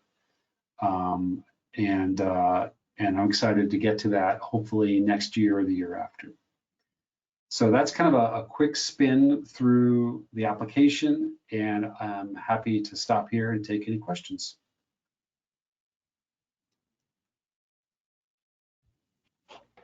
No, I do not see any questions in our question list at this time. So this electronic reporting stuff has been a bugaboo for pretreatment folks for a long time. So the smoother it is when it's rolled out, the nicer it will be. So Yeah, the lucky for you, because we've kind of delayed electronic reporting for pretreatment, we've kind of worked through all of the kinks with some of the other sectors, biosolids and now sewer overflows. So my hope, because we're learning as we're going, is that when we get to pretreatment, it'll be much smoother. that'll be much welcome. So do you have more to go? Nope, that's it. I wanted to make sure that I had time to answer questions, and I am cutting into your lunch, which, you know. Well, yeah, we're scheduled to go till 1, so you're fine. Yeah. Well, you might be in your lunch, I don't know. Or dinner. Well, folks, do you have any more questions? Because if you don't, I'm going to turn it over to Ken for a poll.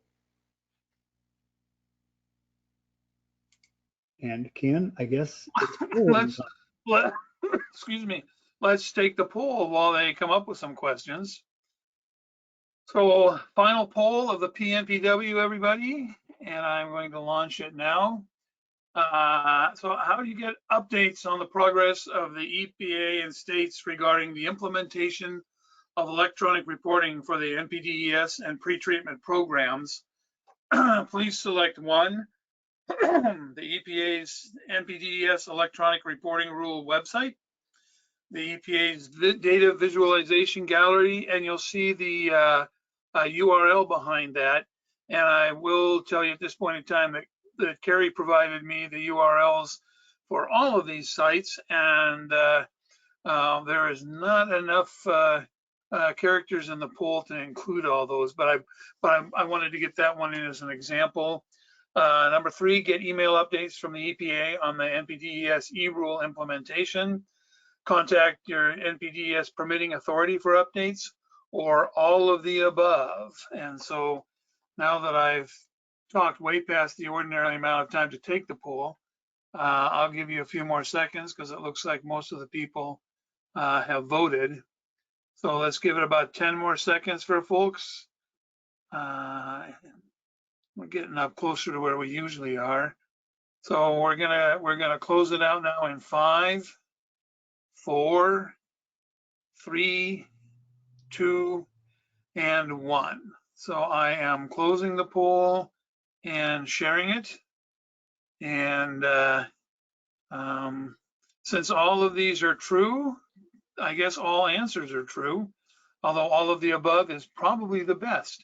And when I send out the links that some of the other speakers have provided me to share with you folks, I will include these as well so that you have them in a list of PNPW presenter links. So that's it. Back to you, Clayton. I have thought Andrea had wanted to close things out, but I don't see her on. So I guess it's up to you. Well, she was on. Okay. Well,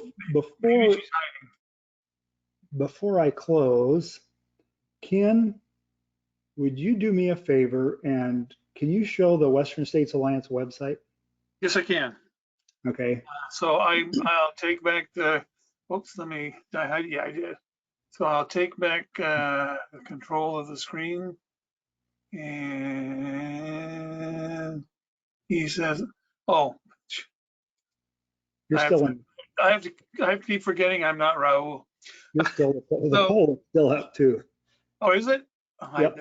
There we go. Okay, there we go. So let me close this.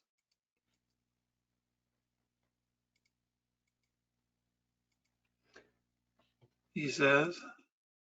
I do want to thank everybody that attended because. So, go ahead.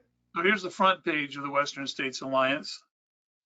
And so eventually we're going to have links. I do have all of the previous sessions recordings downloaded and on my computer. And when we're done here today, I will add this one. And at some point in time, you'll be able to go in and go to the technical resources and click on the Pacific Northwest Pretreatment Workshop. Ken, And right now it's just the information about the workshop, but that will be replaced with both the video links as well as PDFs of all the presentations I've received from the speakers. Ken, So it's not showing on the screen. it's not showing? Nope, I have the white screen with 2021 PNPW workshop. Let me try this again.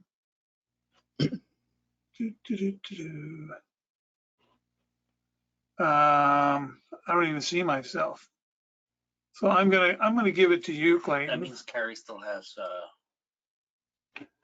control. and then see if I can take it back. Okay. Oh, I'm going the wrong way. You're right. I don't, there you go. Well, something happened.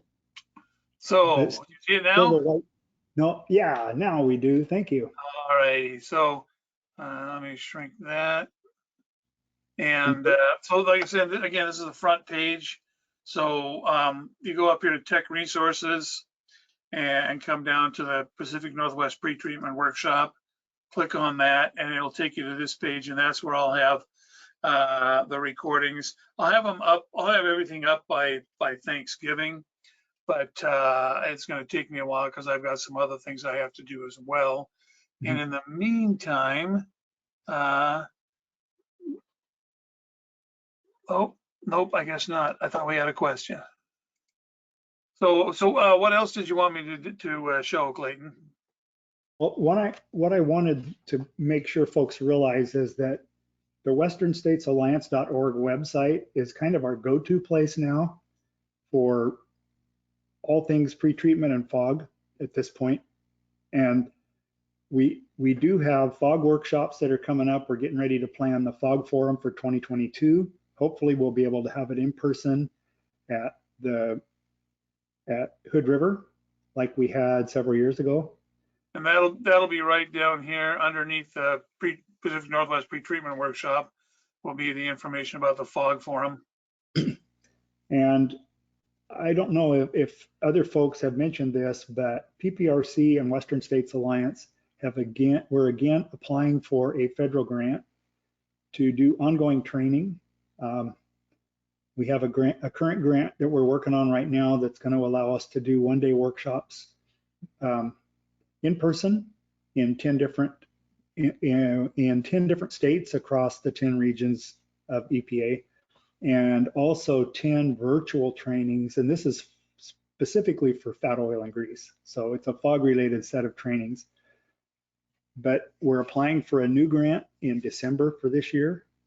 So that'll carry us through from, if we get it, it'd be starting in September 2022 and going through the end, well, October, and go through the end of September 2023.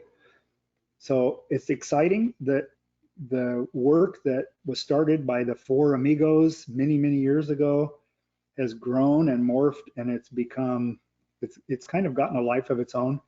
And I want to extend an invitation to anyone out there right now. If you want to participate in either the planning committee for the pretreatment workshop or the planning committee for the fog forum, please let either myself or Ken know, because we are looking for folks to help us, folks that are in the field, to help put those training events together.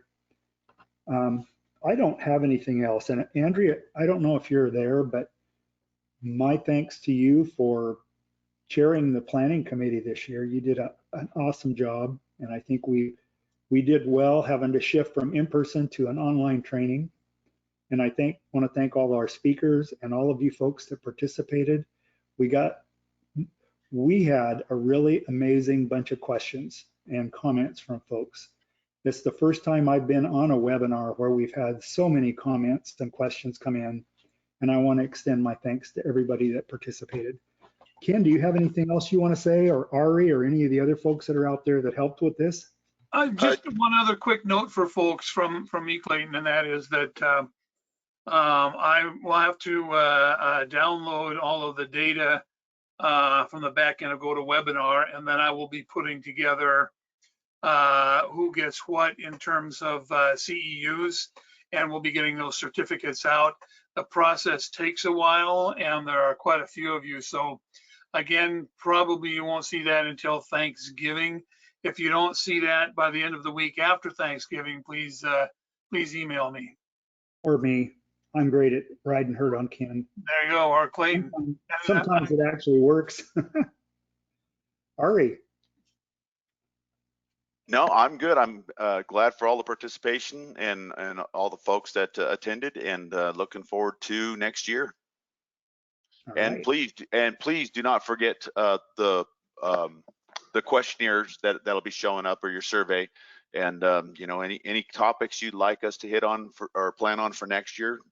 There's always new stuff, and we will start working on this already. What, January, February of next year? So if there's anything else of interest out there, please let us know. And at this point in time, it does really look really good for a live workshop next year back at the Heathman Lodge in Vancouver. We are so excited to be back there and not sitting in our offices and homes talking over the internet. All right. Yeah, because I've got Ed Gonzalez sitting next to me, kibitzing in my ear. Carissa, Angela, Ari, David James, all you folks that helped with this, Jamie Thompson, Liz Harriman, all of you folks that were participating either as panelists or planning folks, Shane Sinclair, thank you very much. And at this time, I think we're going to close everything out. Thank you, everybody. All right, thank you. See you next year.